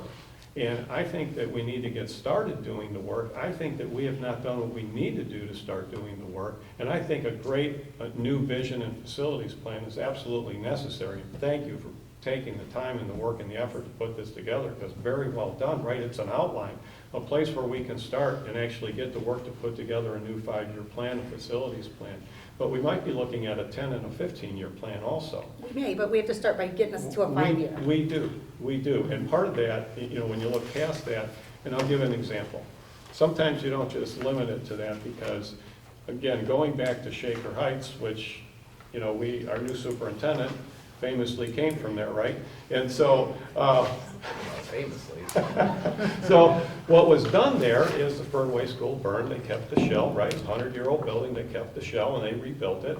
And since they didn't have the proper future vision, they are now, just a couple years later, looking at putting an addition on that building. Not good planning. Okay, so what I'm saying is it's important to have a multiple year, not just 5, but even a 10 and a 15-year plan as we look forward, and try to be as cohesive and forward-looking as possible so that we can spend every dollar as effectively and efficiently as possible. But as we wait, like when we waited, let's just say 12 months, and you have 6-7% inflation, and you have approximately $100 million of work to do, you just lost $6 to $7 million of purchasing power. We can't wait. We need to start getting some things done. Well, we could say that about the schools that we tried to pass a bond levy for a couple of years ago as well. At the end of the day, Mr. Fischel, I'm confused as to what you're saying. This is a good plan, but you want to do everything now. I'm confused. That confuses me. I see it, and I guess maybe this is different, but I see this plan as a yes and. Because I do see, I agree, we need to start now. We need to have some projects that we can start now, we need to start now. But I think we need to kind of start, and we did talk about that low-hanging fruit. There are some things we can absolutely do that are really, that can be done so we can say, hey, this is what we are doing. These are the things we talked about doing a few bathrooms over the summer. Within the realm of making sure that we're hitting all the codes, that we have, number of toilets per person, those kind of things that were within it, so we're not going too far. But yes, we are doing things because we hear you, we need this to be done, and this is what our kids need. I think that's absolutely, there are some yes ands. I think the other things, when we look at some of our buildings, whatever plan we have buildings that are staying online. We need to keep those buildings up to date and kind of continue to fix those the right way and not just kind of put some patches on it. So I think, yes, that's part of where we have the money that spends. I think it's the next step after that where this plan of this 8 months kind of works from, because any plan that we decide is going to include the work that we're currently doing, and it's not that we're going to I would not recommend, for instance, doing something to a building that, in a plan that we can do, and whatever facilities we can come up with, we may take offline. I think we know there are certain non-negotiables within this district that are staying. I've heard loud and clear, we love this building. This building is legacy, we want to fix it up to be a world-class facility, so then absolutely we need to start. And I think that's a part of it, and I think we do that. I think every plan we've ever seen has Lamuth staying online in some capacity, whether we're adding on to it, whether we're just converting it, but all that, but it is staying there, and there are some mentions in the bylaws report that we absolutely need to do sooner rather than later. Those are some of the yeses that we have the money for, and we can kind of start to really work with those projects. Absolutely. I think that's buildings and grounds and how that committee goes. This part of the committee, when I visioned this committee going through, it's the knowing that these are our parameters and our constraints from what we say, what's the next step?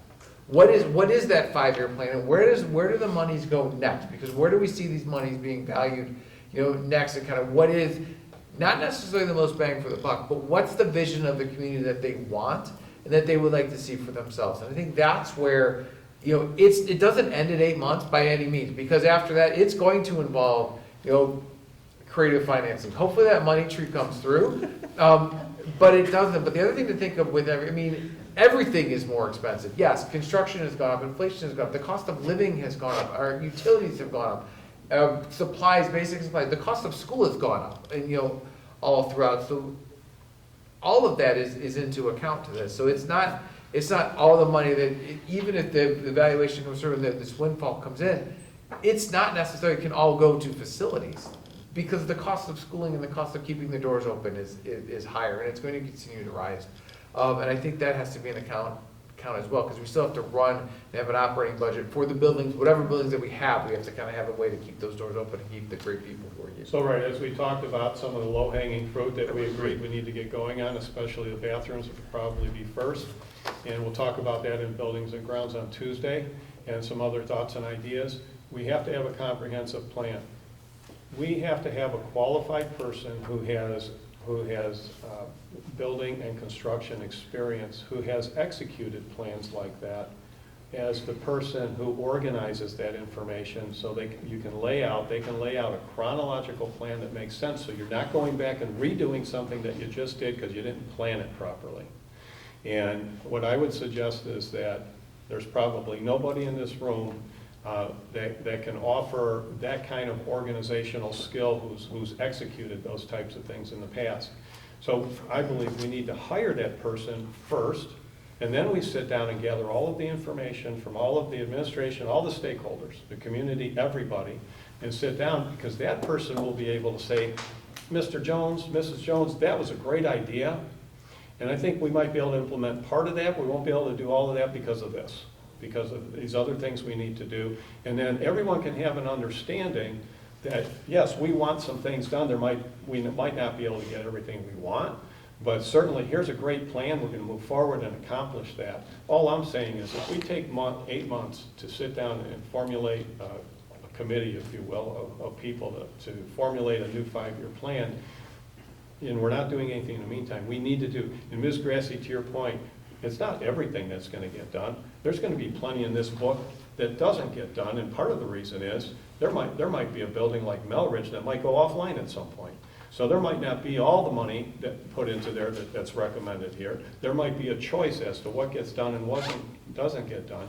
And most certainly for this district to be where it needs to be with facilities, with the upgrades and necessary improvements to the existing buildings that we're going to keep, and also future buildings that we're going to build, because most certainly that has to happen. We have to get to a place where we're going to build buildings to satisfy all the needs to what we were discussing before, and have this district be fully successful, having everything it needs for the educational process. And what's it come down to? Does it satisfy the educational process?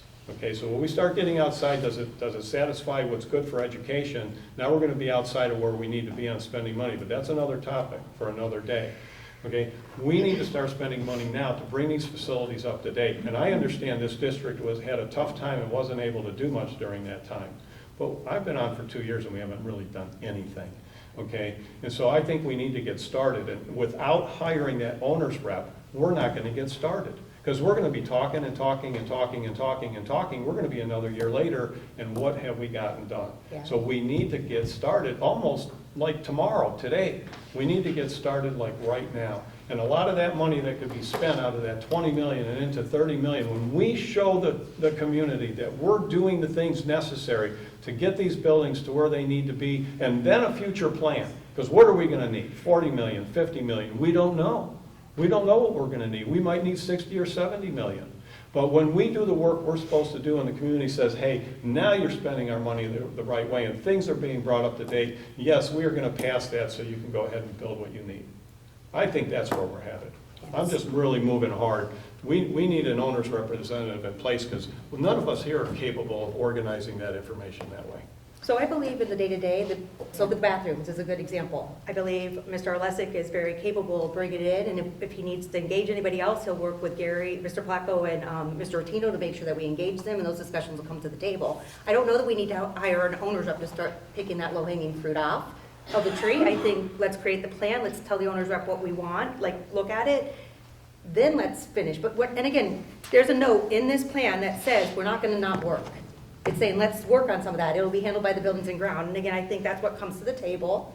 And in the meantime, we have everybody starting to look at that 5-year plan to put it in place. So I don't know if anybody else has any ideas. I just, Ms. Harden? No.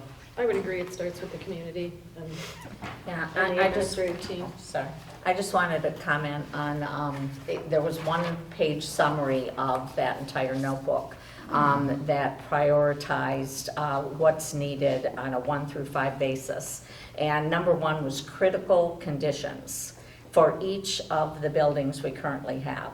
And I understand, I look at it as if it were my house. It's already critical. The next category, number 2, is potentially critical conditions. These are the buildings that our children are in. So we have to do something. And we've had those discussions about borrowing against the permanent improvement levy, prioritizing, but in prioritizing, you have to know how to do that. You have to have a background in construction. You have to know that if you're going to do tuck pointing in a building and you also need to fix some windows, those 2 projects kind of go together, for example, perhaps, but other things like that.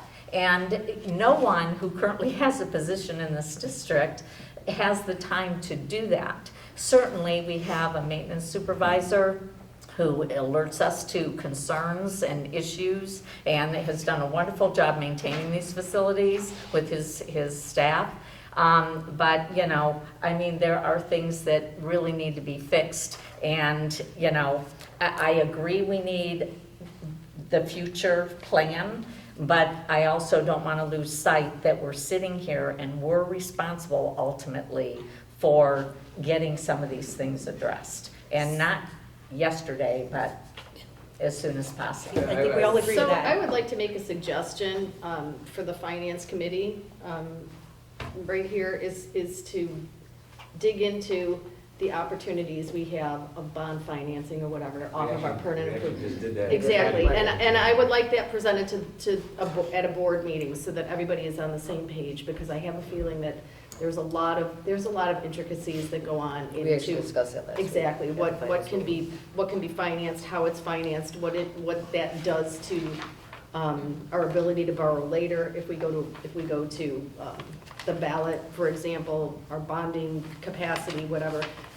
I think it's necessary for the rest of the board to understand that, and I know we've talked about it previously to some degree, and so that everybody can have some. Yeah, one of my notes on here was that what Gary gave us that we've requested at the work session, or at our meeting that we have a work session, we're doing again, so we did. That would be really, discuss really all that. helpful, so. And if I could speak to the last, you know, when you talk about what's on the critical list, I agree that those things need to be addressed and there's an issue. But one thing that's not on the critical list, but I've heard from from the community as well as the board, though the high school bathrooms are not on the critical list.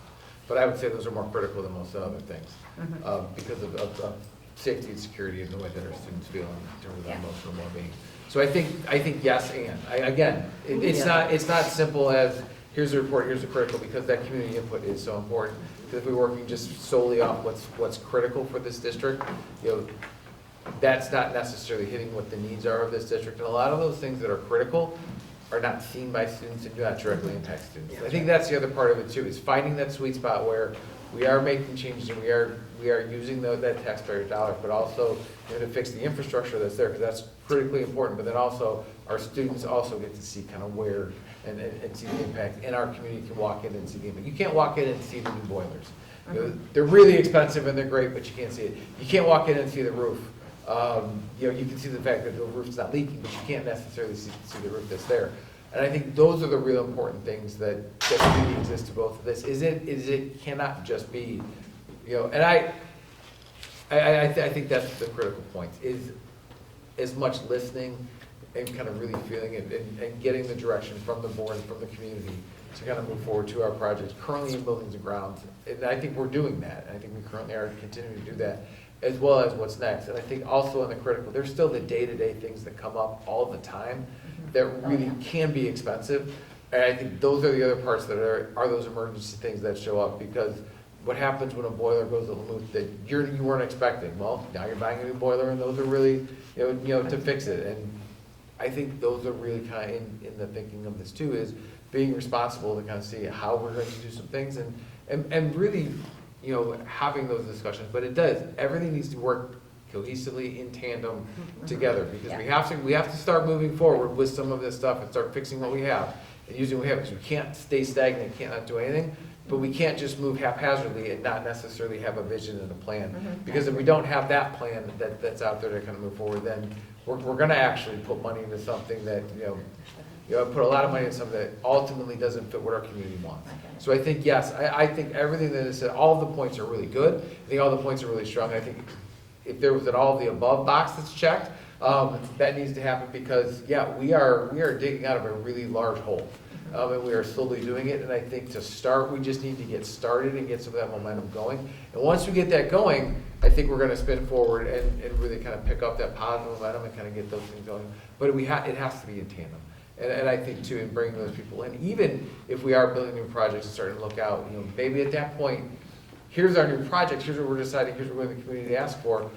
How do we do this? And can we, and when we're building a new project, can we also, with that owner's rep at that time, when we have the plan in place, can the owner's rep say, well, while you're doing this and while you're building this building, you can also save the cost, because you're on site, to have this other project fixed.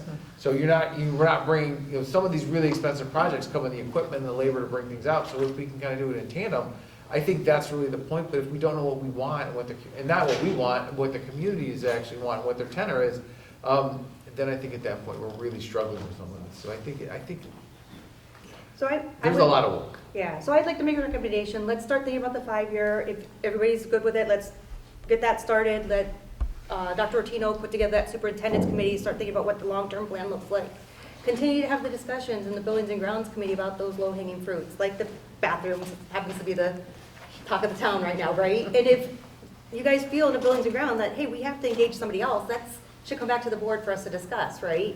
But again, let's get it started. So I just want to, is everybody okay with getting this started, getting the 5-year plan I have something more to add to that, because in the getting started, when the professionals at Bialowski, 2 engineers gave their report, after they did the report, they said, your next step is to hire an owner's rep. So here's the professionals with their complete work, knowing all the work that needs done. They said, you now need your next step. Next step is hire an owner's rep. So we're talking circular here, because we're talking around this whole thing. It's so big, you can't get your arms around it. If you don't start taking pieces out of it, you'll never get it all done.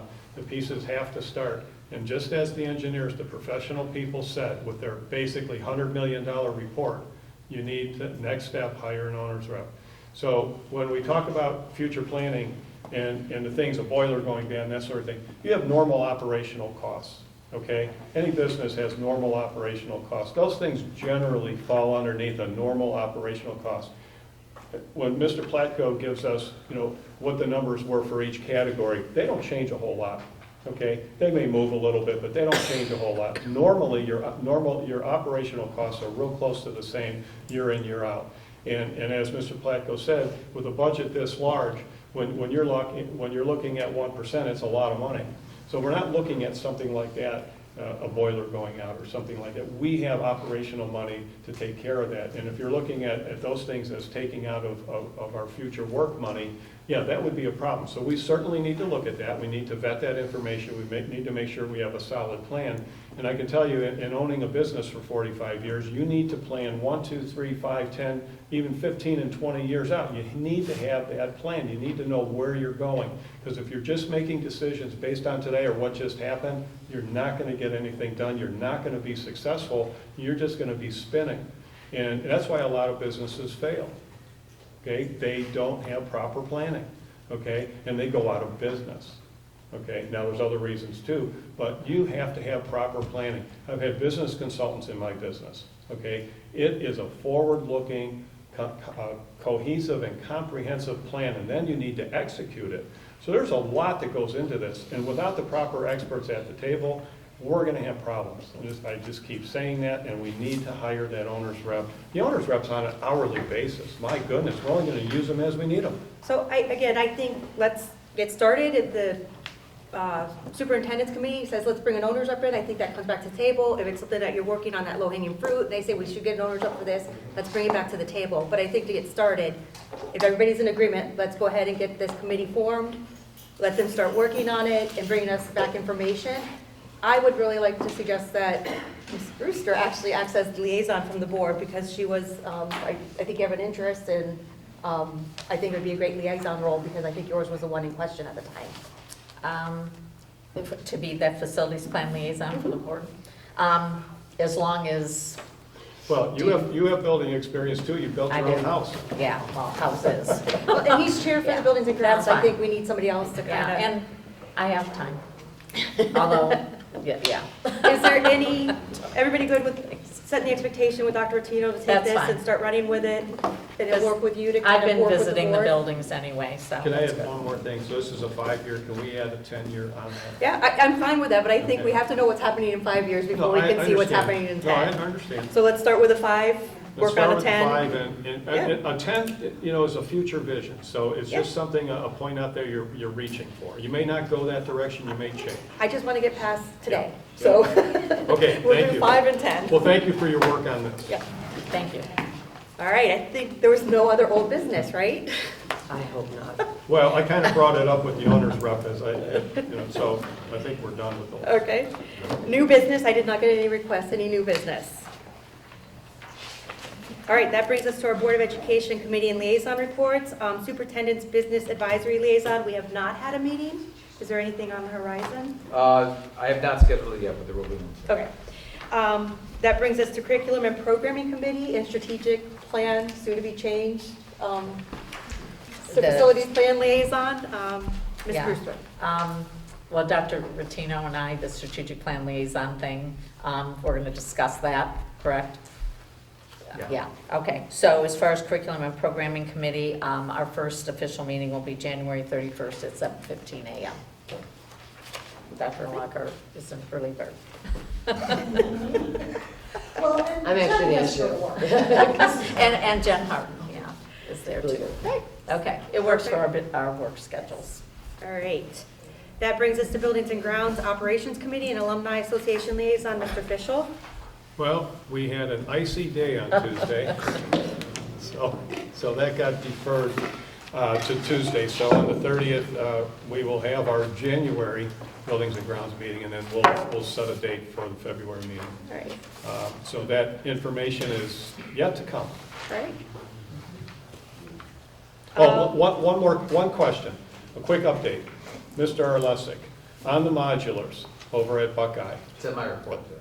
It's in his report. Okay. I defer. I was going to say, Chuck. Thank you, Mr. Arlesic. You took care of everything. Bring you a spotlight for Mr. Thank you. Alesic tonight. I just saw it. All right, so that brings us to Policy Committee and Legislative Liaison, Mrs. Grassi.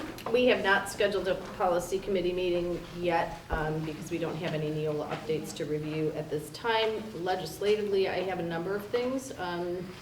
Just in review of some of the documentation that has come over from OSBA and whatnot, as I'm sure people are aware, that House Bill 68, the House voted to override the governor's veto, and just this past week, the Senate voted to override that as well. So that some changes with some facility will be coming forth as part of that.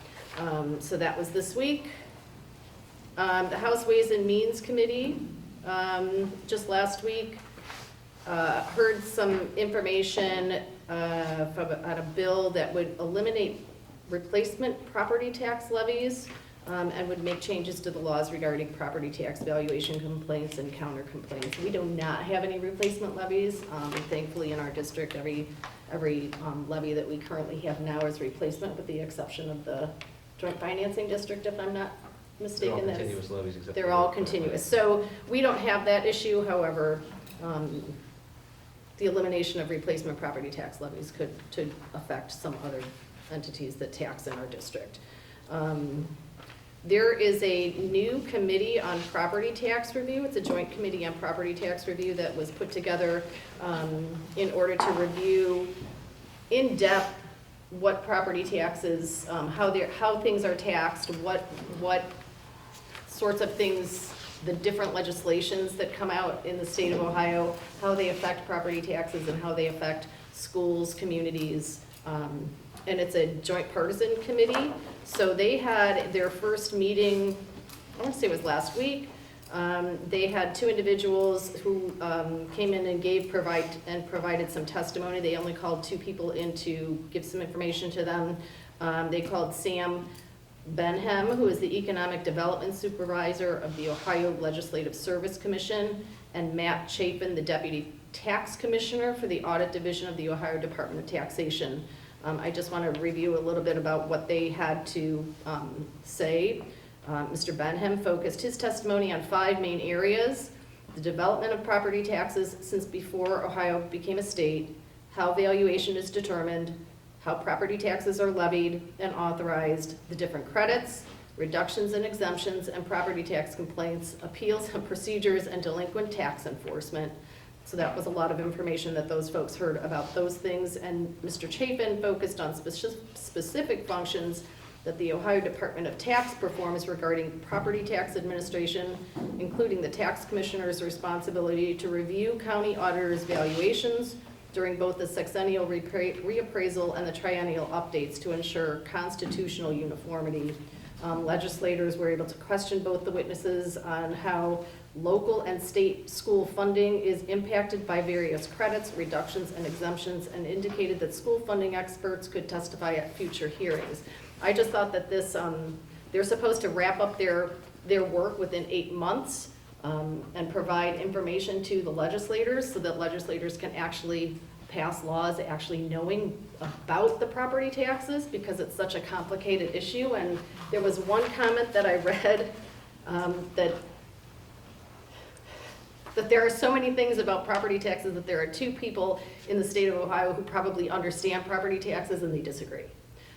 So, I mean, I thought that was just, I thought that was funny, but And Ms. Gracie, it's probably true. one of those people, I think, just retired. Now they're missing one of those 2. Well, so anyway, I just thought it was a really, really interesting committee that they had put together. I will be following their meetings and providing legislative updates to individuals. I think it's important for people in the district and people out in the community to understand that legislators sometimes make laws that they don't even know how it will affect your local school districts and the communities that you live in, and other taxing authorities like libraries, the parks, community colleges and whatnot, that all take tax dollars from property taxes. And so it's an interesting topic for me. I'm very interested in it, and that's why I kind of chose to be the legislative liaison, because I do a lot of reading, and I just think it's important for our community to understand those things, so that when we're asking for money, or when people want to know how we're taxed, why we're taxed this way, why you get this credit, why you don't get this credit, why you're limited and how much money you get. I think it's important for us to understand that, as well as the community to understand that. So more to come. Great. It's like pivot tables. Oh, no. I know. That's all I have. All right, so that brings us to the superintendent's report. Okay. So, first of all, Riverside Athletics hosted their winter teams, meet the teams night on Monday, January 22nd, the day before the ice hit. It introduced coaches and athletes of boys and girls basketball, wrestling, gymnastics, indoor track, swimming and diving, and cheerleaders, and those teams, as well as there was a performance of the first number in the spring musical as well, which kind of led the night off. And so great night. We have really an awesome event that we do. In fact, that we're doing for fall sports, and now they're kind of involved into winter, and then I'm sure there'll be a spring one as well. Last night was the district spelling bee, and it was held right in this very room, and hosted by Dr. Basich, who has a career as a game show host if in retirement. The district held its annual spelling bee. Congratulations to the 8th grade winner Claire Siegel for winning the district spelling bee in a compelling spell off that made it a couple rounds. She will compete at the Lake County Spelling Bee on February 1st at Hale Road School. Good luck to Claire. I know she's going to do a great job as she works through that. Part of the district spelling bee is we do have these individual grade level spelling bees. I want to kind of recognize those spelling bee champions. In 4th grade, we had Dylan Ward, Declan Mahoney, Haley Fishcorn, Melanie Capaste. 5th grade was Gabby Karasi, Aubrey Jordan, Stephen Horvath, and Zion Omungan. Zion was the runner-up, so really impressive for Zion to be the runner-up in 5th grade. He is a fantastic speller as well. Mr. Schlick and I were playing along, and we were out in the 2nd and 3rd rounds respectively. So much better spellers than we are. We just say, thank goodness for the little red line. 6th grade was Amelia Gregg. 7th grade was Kendall Brown, and 8th grade was our champion, Claire Siegel. Asking everyone to save the date for some of our fantastic upcoming spring events that we're really excited about. March 14th is the Senior Appreciation Dinner. Following that is the first opening night of the spring musical, which is Big Fish, and that's the weekend of March 14th through 16th. The 23rd is the annual RPTA Community Easter Egg Hunt. Come dressed appropriately. It can be snowing, it can be 80 degrees March 23rd. So who knows? I do believe at the RPTA meeting they're going to have both appearances by the Easter Bunny and the Beaver. So there'll be so that should be exciting to see them both in the same place. Hopefully we can get those people there. April 12th is the National Honor Society Spring Carnival, and then April 20th is National Honor Society coming back with their Spring Market Crafts Show. The update on the Buckeye Modular from Mr. Elastic. The modular is in place. As you can see, this was taken 3 days ago when we had snow on the ground. So the modular is in place, put together, powered up, and new doors are installed. The new LED lighting and electrical was all tested yesterday.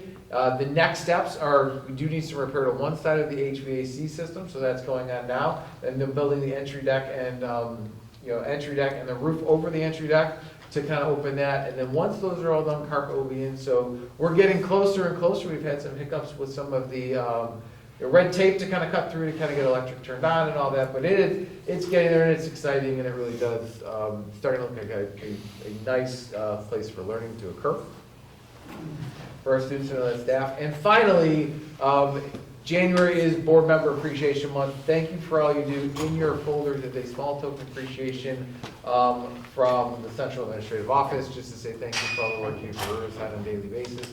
Please enjoy, and that is the end of my report. Thank you.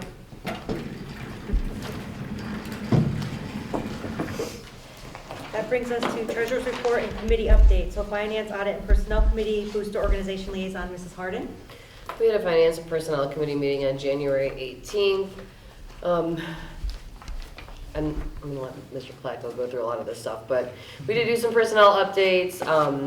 He has some exciting news to share on a new licensure that he has. We spoke about school psychologist. We did talk about some updates to the handbook, and that is something that I wanted to go to the entire board, so we'll do that. We did also talk about some facility borrowing options and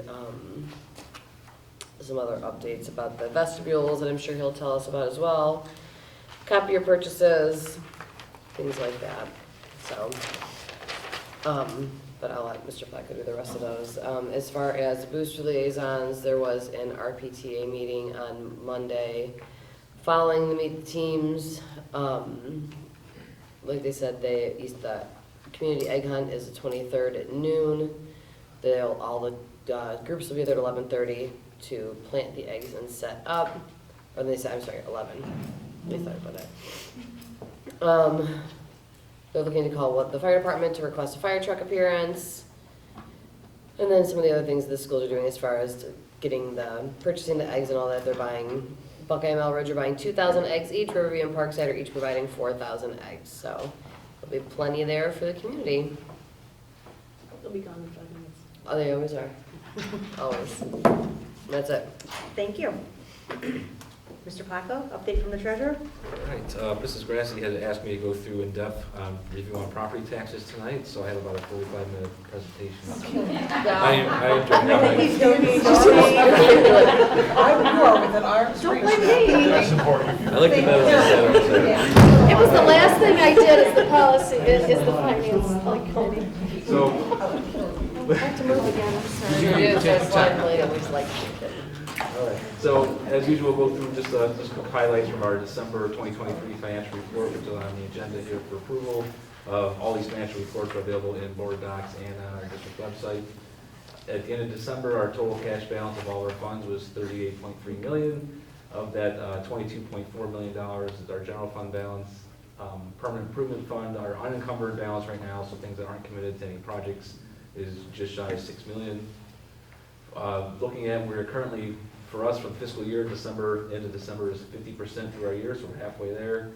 Our revenue is currently trending at 48.4%, which is pretty common because property taxes typically, the first half of the calendar year tends to be a higher collection because some people prepay their taxes for the year, as opposed to the second half of the year, which is the second half of our fiscal year, but the first half of the calendar year. So it gets a little confusing, but that'll catch up over time. And expenditures are about 48% right now through our budget. So we're pretty much on target, nothing alarming there. For revenue for our general fund in December was about $769,000, which included $573,000 from our state foundation payments. That's our funding from the state of Ohio. Interest revenue was $88,000. We're currently getting an interest rate at Star Ohio of 5.58%, which is really good. Our Red Tree investment account, which has longer-term investments, is about 3.68. Continuing to get that to rise as investments are turning over. And then, so our overall yield is 4.7%. Expenditures for December, $4.1 million. That's about pretty average for a typical month. Going into some other updates. So back in November, the board approved an acceptance of a grant. We didn't really discuss it too much. We were going to discuss it in the finance committee, but we had a meeting because of illness. So we were awarded a federal grant, $212,755. This came about, it's from the U.S. Department of Justice, Office of Community-Oriented Policing Services School Violence Prevention Program, or USDOJ COPS SVPP is the acronym. If you're taking notes.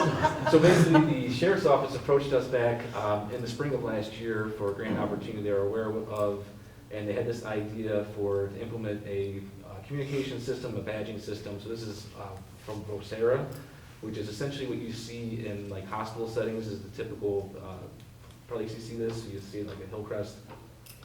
So we applied for this grant to purchase 400 of these things. It's 350 of the mini badges, which is the small little badge there on the left, and then 50 of the smart badges on the right. The grant will cover 75% of the cost of that system. And what this allows us to do is replaces our old analog single channel radio system that we have, where if someone says something with the radio, it's going to 40, 50 people at the same time, like here at the campus. This system allows individual communication. It can be implemented hands-free, so if you can push the button to talk, to call someone, there's also a hands-free function to it. So if you get a hold of somebody throughout the district, it's a lot easier. It runs off our Wi-Fi network. It also has, so it really is more of a safety feature as far as there's a silent panic alarm. So if someone needs assistance, they can push the button for the panic alarm. It will ping off the Wi-Fi access points and let the response team know, like the school resource officers and like building administration, where that panic button was initiated from. They can go to that location. They can also call if needed assistance with medical emergency or student discipline issue, or just to get a hold of somebody that they're able to do that. And the one-on-one communication and not broadcasting things across, you know, the entire campus or whatever school. So we implement this at all the schools, like our teachers will have them, building administration, custodians will be one in the kitchen type of thing. So we're working on getting this implemented and going through the process of getting it rolled out. We're really excited about it. It was a very complex grant application, and it was really, there was only, it was $73 million available nationwide, and, you know, me being, put in simple terms, when, you know, it's like, okay, well, that's less than $2 million per state. State of Ohio has 600 school districts. What are the chances? But we went along with the sheriff's office, said, let's put in for this, put a lot of time into it, and we were surprised when we were actually awarded it. There was only there was 3 school districts in Ohio that were awarded this grant, 2 of them being a public school, one of them was us, and East Knox local schools, which is east of Columbus, and then a charter school somewhere in Ohio also received safety grants, which could be used for this or other safety purposes. Well, good job, thank you. Yeah, thank you. Some additional updates, you know, we talked about the kilns being installed at Parkside and Riverview that took longer than the entire design and construction of the schools. So now that we got that finally out of the way, the LTC's been going through the closeout process, so I've been putting information together for them to close out and they can finalize our credit that would be owed when we qualify for funding.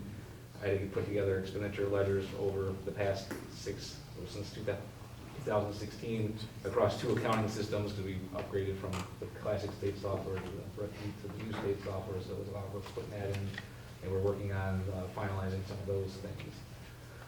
Just an update on bus purchases. We purchased 5 buses in December of just this past month. Those are actually arriving soon. They are in stock buses, which is rare because, you know, most supply chain issues have resolved themselves. School buses have not.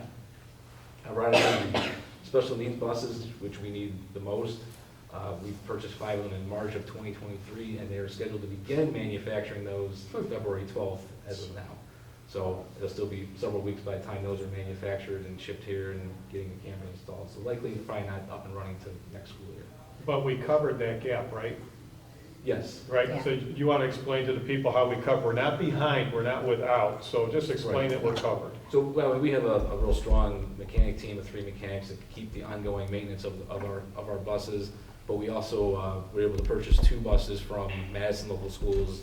I think they were 30,000, 15,000. I think it was a bargain, because we actually, you know, went and looked at them. We're like, they were a good deal. So the point that we're going to keep those in our fleet long term as well. So it wasn't just a temporary thing. They were only a couple years old and they were in really good condition, and, you know, maybe less than 20% the cost of a new bus. So that was a good find that our mechanics found, and we jumped right on it and purchased those right away just to get those in. Now we're getting cameras installed on those, because we want to make sure that we have cameras installed on all of our buses. We do have a couple of special need buses that are older that don't have them, but it makes a lot of sense to put them on, but the new ones will all. So then at this point, our entire fleet should be equipped with the latest safety enhancements and camera systems on them as well. And then lastly, just an update on the LGCA NeoNet combination. What LGCA is called an ITC site. This is who hosts our state software, our student information system, Infinite Campus. They've had a lot of staff turnover in recent years and haven't been able to support us much on the financial side, and so they made the decision to merge with NeoNet, which is a larger ITC down in Cuyahoga Falls. The LGCA governing board has approved that merger, so now they're putting on NeoNet. I was actually selected to be on the merger committee, so we're working through, you know, the logistics of that and sitting on Zoom calls with lawyers for multiple hours and just going through the challenges and what happens to the personnel. And but they're going to continue, when they merge the NeoNet as of July 1st, they'll continue to have a local presence over at Auburn Career Center, because it's under lease through 2035, I think, or something like that.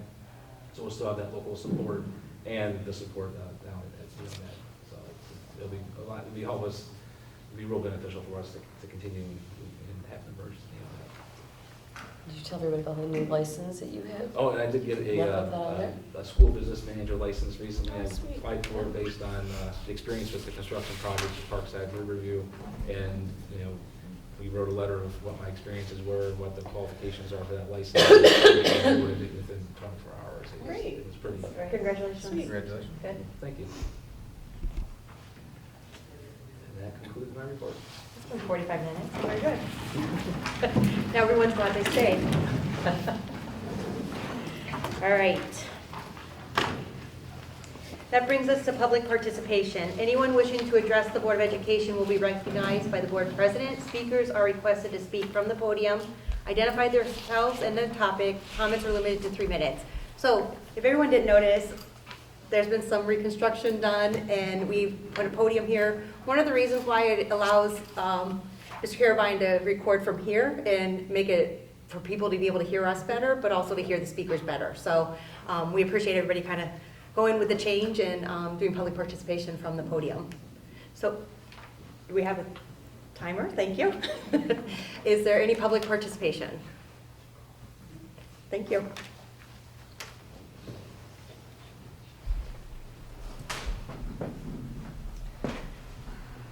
Hi, Lauren Magruder. I have 3 kids in the district. One's here tonight representing a Parkside peddler. Parkside School Elementary employee. I have a freshman here at the campus. I just want to share a conversation I had last week. My son, on the ring camera, I see it's about 11 o'clock, and I see my son rolling up out of a car I don't know, and comes in, and I'm like, why are you home? He's like, I told you I have 2 back-to-back study halls on my gold days. I can leave early.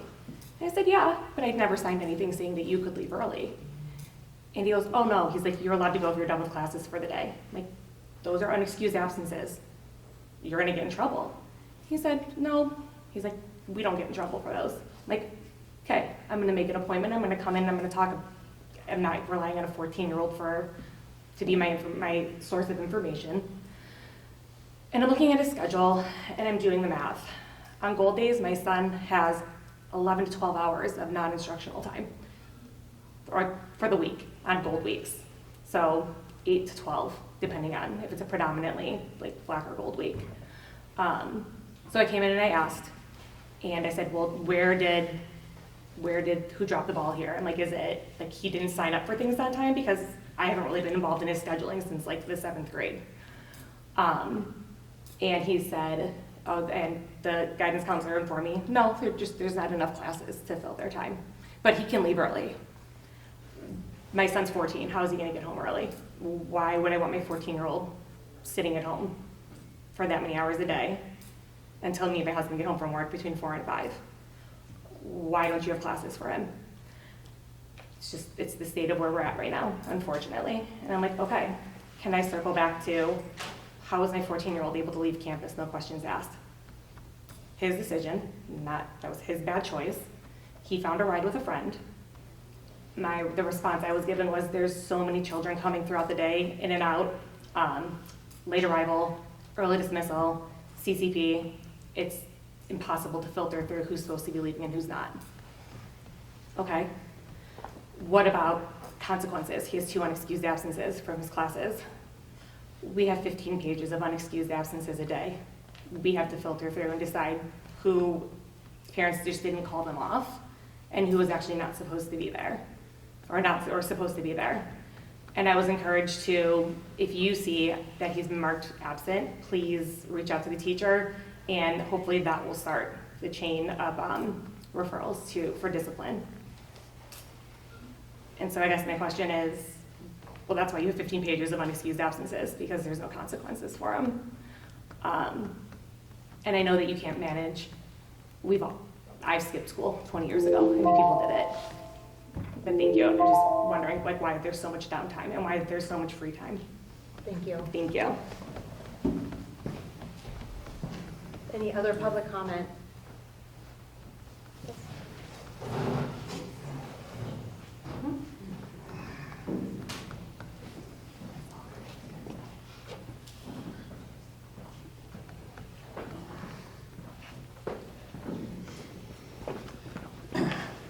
So it's a new year, and I was really optimistic when the meeting got started to see that so many people have come forward with plans that are helpful, and that all but one person wants to pull together as a team on the same end of the rope. Dr. Rotino, I think that your plan for the 5th grade and the pre-K is excellent, and you know, I just have to say that the most successful teams have people that come together with solutions and not roadblocks, okay? And what I saw tonight, Mr. Krasinski and Dr. Rutino, you both came up with solutions. You identified a problem and you identified a way to overcome that problem. But for one individual wanting to pull against you guys, okay? You know, with regard to what's been going on with these buildings and grounds, one thing that was very evident to me when we received the report from Bilaski was that in regards to an owner's representative, the most obvious person is none other than Mr. Arlesic, okay? He's the subject matter expert on all the buildings in the district at this point. Arguably, no one knows the buildings better than he does.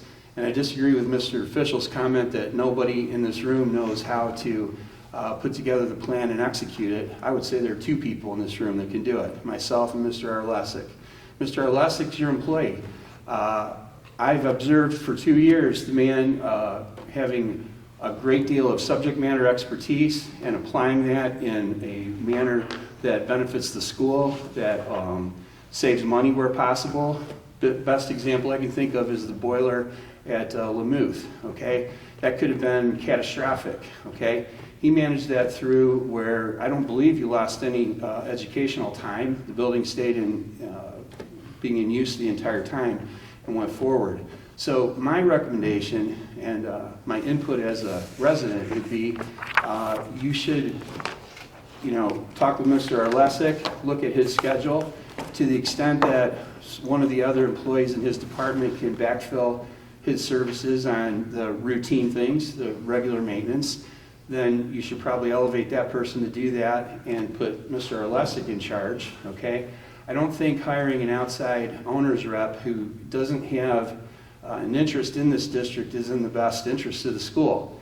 Mr. Fischel brought up a point of the Shaker Heights High School, and the very guy that he recommended in the first iteration where NV5 was hired was the actual guy who did that.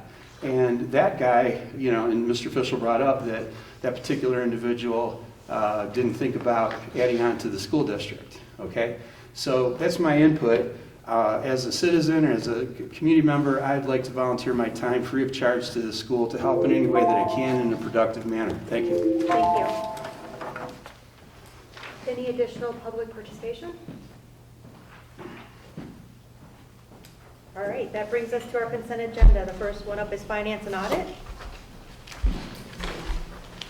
Motion to approve the agenda, motion to approve items listed on the finance and audit consent agenda as recommended by the treasurer, items A through L. If I can have a second, please. I'll second. Thank you, Mrs. Grassi. Is there any discussion?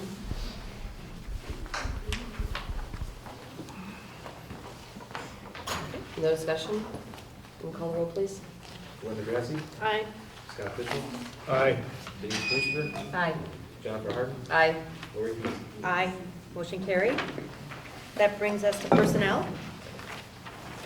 Motion to approve the items listed on the personnel consent agenda as recommended by the superintendent, items A through F. If I can have a second, please. I'll second that. Thank you. Is there any discussion? Just to double check, Mrs. Grassi, I know that there was somebody on here. Just want to make sure it's not a relative. Did you see that? Okay. Yeah. Perfect. No relation. All right, thank I have a you. niece named Julie, but that is We were not just her. checking. She's been, Julie Grassi has been an employee here for quite a Okay. long time. Thank you. No relation. We're good. Okay, if there's nothing further, you can call the roll, please. Scott Fishel. Aye. Denise Brewster. Aye. Jennifer Harden. Aye. Lori Knudsen. Aye. Linda Grassi. Aye. Motion carried. That brings us to curriculum and programming. Okay. Motion to approve the items listed on the curriculum and programming, items A through D, consent agenda is recommended by the superintendent. I need a motion. I'll second. A second. All right, any discussion? I just want to call the public's attention to the fact that there are 2 school year calendars on this agenda this year, so yay us.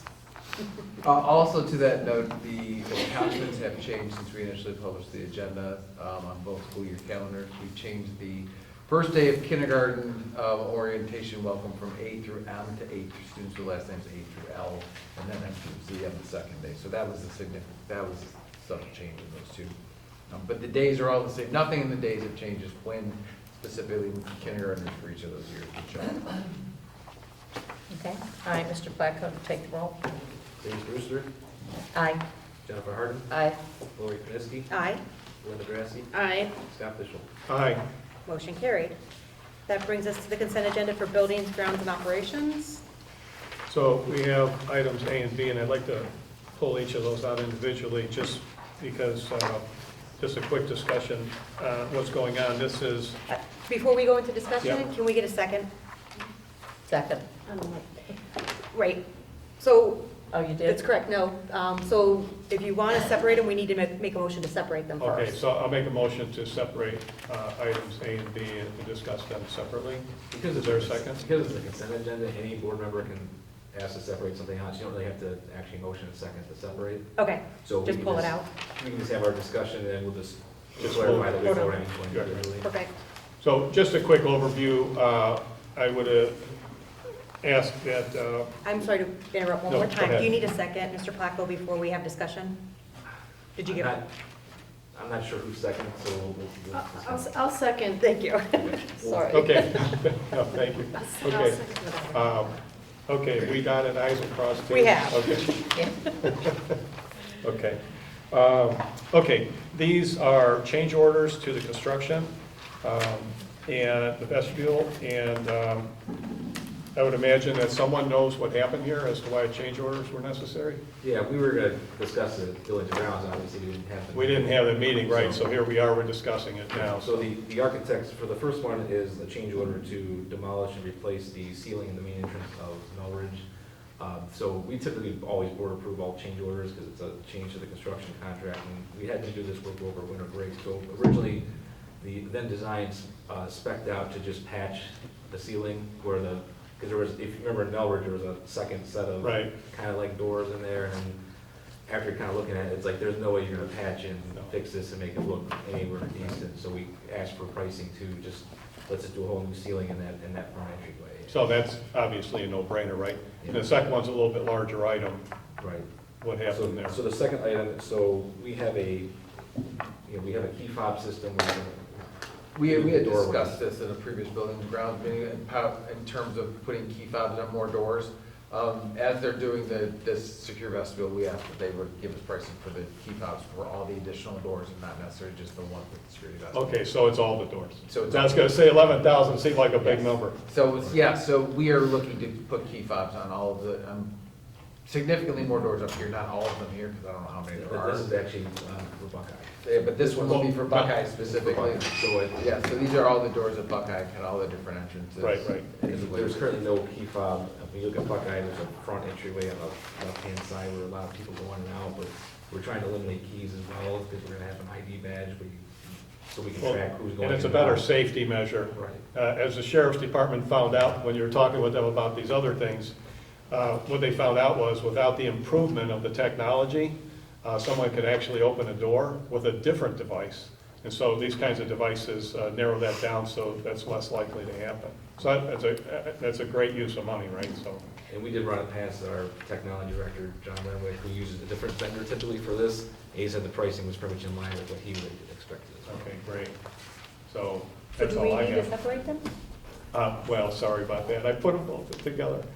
Well, that's okay, but I mean, do we need to vote on them separately? Oh, no, I'm going to move to, approve. All right, so we're leaving them together. So we'll just leave it together. Yeah, We'll leave leave it. Scott Yes. as the motion, and Right. Grassi is the second on the consent agenda, item A and B. Right. Okay. I make a motion to approve the items listed on the Buildings and Grounds Operations Consent Agenda as recommended by the superintendent, items A and B. Do I get a second? Mrs. Grassi already seconded. Okay, thank you. Is there any discussion? No. Hearing none, Mr. Placco, could you please take the roll? Jennifer Harden. Aye. Lori Kniske. Aye. Linda Grassi. Aye. Scott Fishel. Aye. Denise Brewster. Aye. Motion carried. All right, that brings us to the Board of Education update. I just want to say congratulations and good luck to Claire at the spelling bee.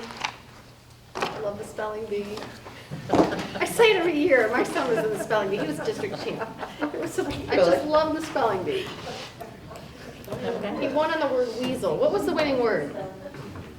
Do you know? Oh, you didn't write it down? What was the winning word, remember? I don't remember. Oh, I could spell it. No, you're not. I said no, you didn't. What was it?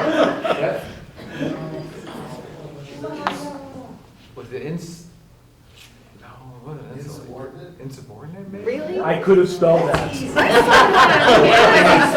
was 30 years I've been dealing with it. Oh, insufferable? Insufferable. Insufferable. Not so much. Oh, It was pretty intense. all right. It was. I love the spelling bee. Good luck to her at the county spelling bee. Good. And I just wanted you to know that I have been touring the buildings. Dr. Rotino took me to Buckeye, Lamouth, and to Melridge. And I had not been in those buildings, some of those buildings in a while, or at least certain sections of those buildings. So it was good to see that, especially in light of what we're doing with fifth grade change, which I fully support. And I also got a chance to meet with, yesterday with Chuck Schlick, and then we also had Mr. Hall take me on the tour, a quarter mile all the way down to the end of John R. And it was just great to see it because I had never seen the center section, so that was, very insightful. And I got a chance to meet with Dr. Malakar, and also I got a tour of the maintenance facility, not all the storage, but Mr. Arlesnik took me around for that, so I appreciate that. And I know it takes time, but at least I'm getting acclimated to the district, and I feel I need to see these areas and understand the operation if I'm making decisions. Yeah, that's great. I did that 10 years ago when I got on the board. I went to every Yeah. building and went to things, and it's awesome that you're doing that. I do suggest scheduling a bus ride. Oh, a bus ride. I've done it. On an icy day. No. Yeah, I did miss the transportation director. He wasn't in his office at the time we were in there, but, I did yeah. show the garages, how when they open the hood, it's Yeah. you touching the door and the Yeah, exactly. So, but no, I'm not done. So I'm just doing a little bit each week. Thank you. Thank you. Any other updates from the board? Yeah, I just want to thank Mr. St. Clair for some of the things, and Mrs. Weber for some of the things you're doing over at Parkside. I'm impressed by that program. We have an individual who comes to our board meetings all the time and says how our students, don't know how to make change or whatever. So I was just very impressed that the fact that these kids actually mentioned the fact that they have to actually make change and they have to know how to do that. And so, thank you. And it's open tomorrow, 9 to 9:20. You didn't get out. That's a tough window. Really late, we leave it open a little longer. Sweet. I love it. It takes about that long for a kindergartner to decide which eraser topper. Yes. Pencils have a different saying. It takes a while. Right. Choices. All right, any other board updates? All right, so next meetings, we have a Buildings and Grounds Committee meeting, January 30th, 2024 at 7:30 a.m. Curriculum and Programs Committee meeting, January 31st, 2024 at 7:15 a.m. Buildings and Grounds Committee meeting, February 13th, 2024 at 7:30 a.m. Finance, Audit, and Personnel Committee meeting, February 15th at 7:30 a.m. And a Board of Education meeting, February 22nd at 6 p.m. Just remind everybody, they do start at 6 p.m., so. I did appreciate that reminder. Right. All right, so I'll make a motion to adjourn at 8:23 p.m. Second. Thank you, Mr. Fischel. Mr. Placco, can you call the roll? Lori Kniske. Aye. Linda Grassi. Aye. Scott Fishel. Aye. Denise Brewster. Aye. Jennifer Hart. Aye. Motion carried.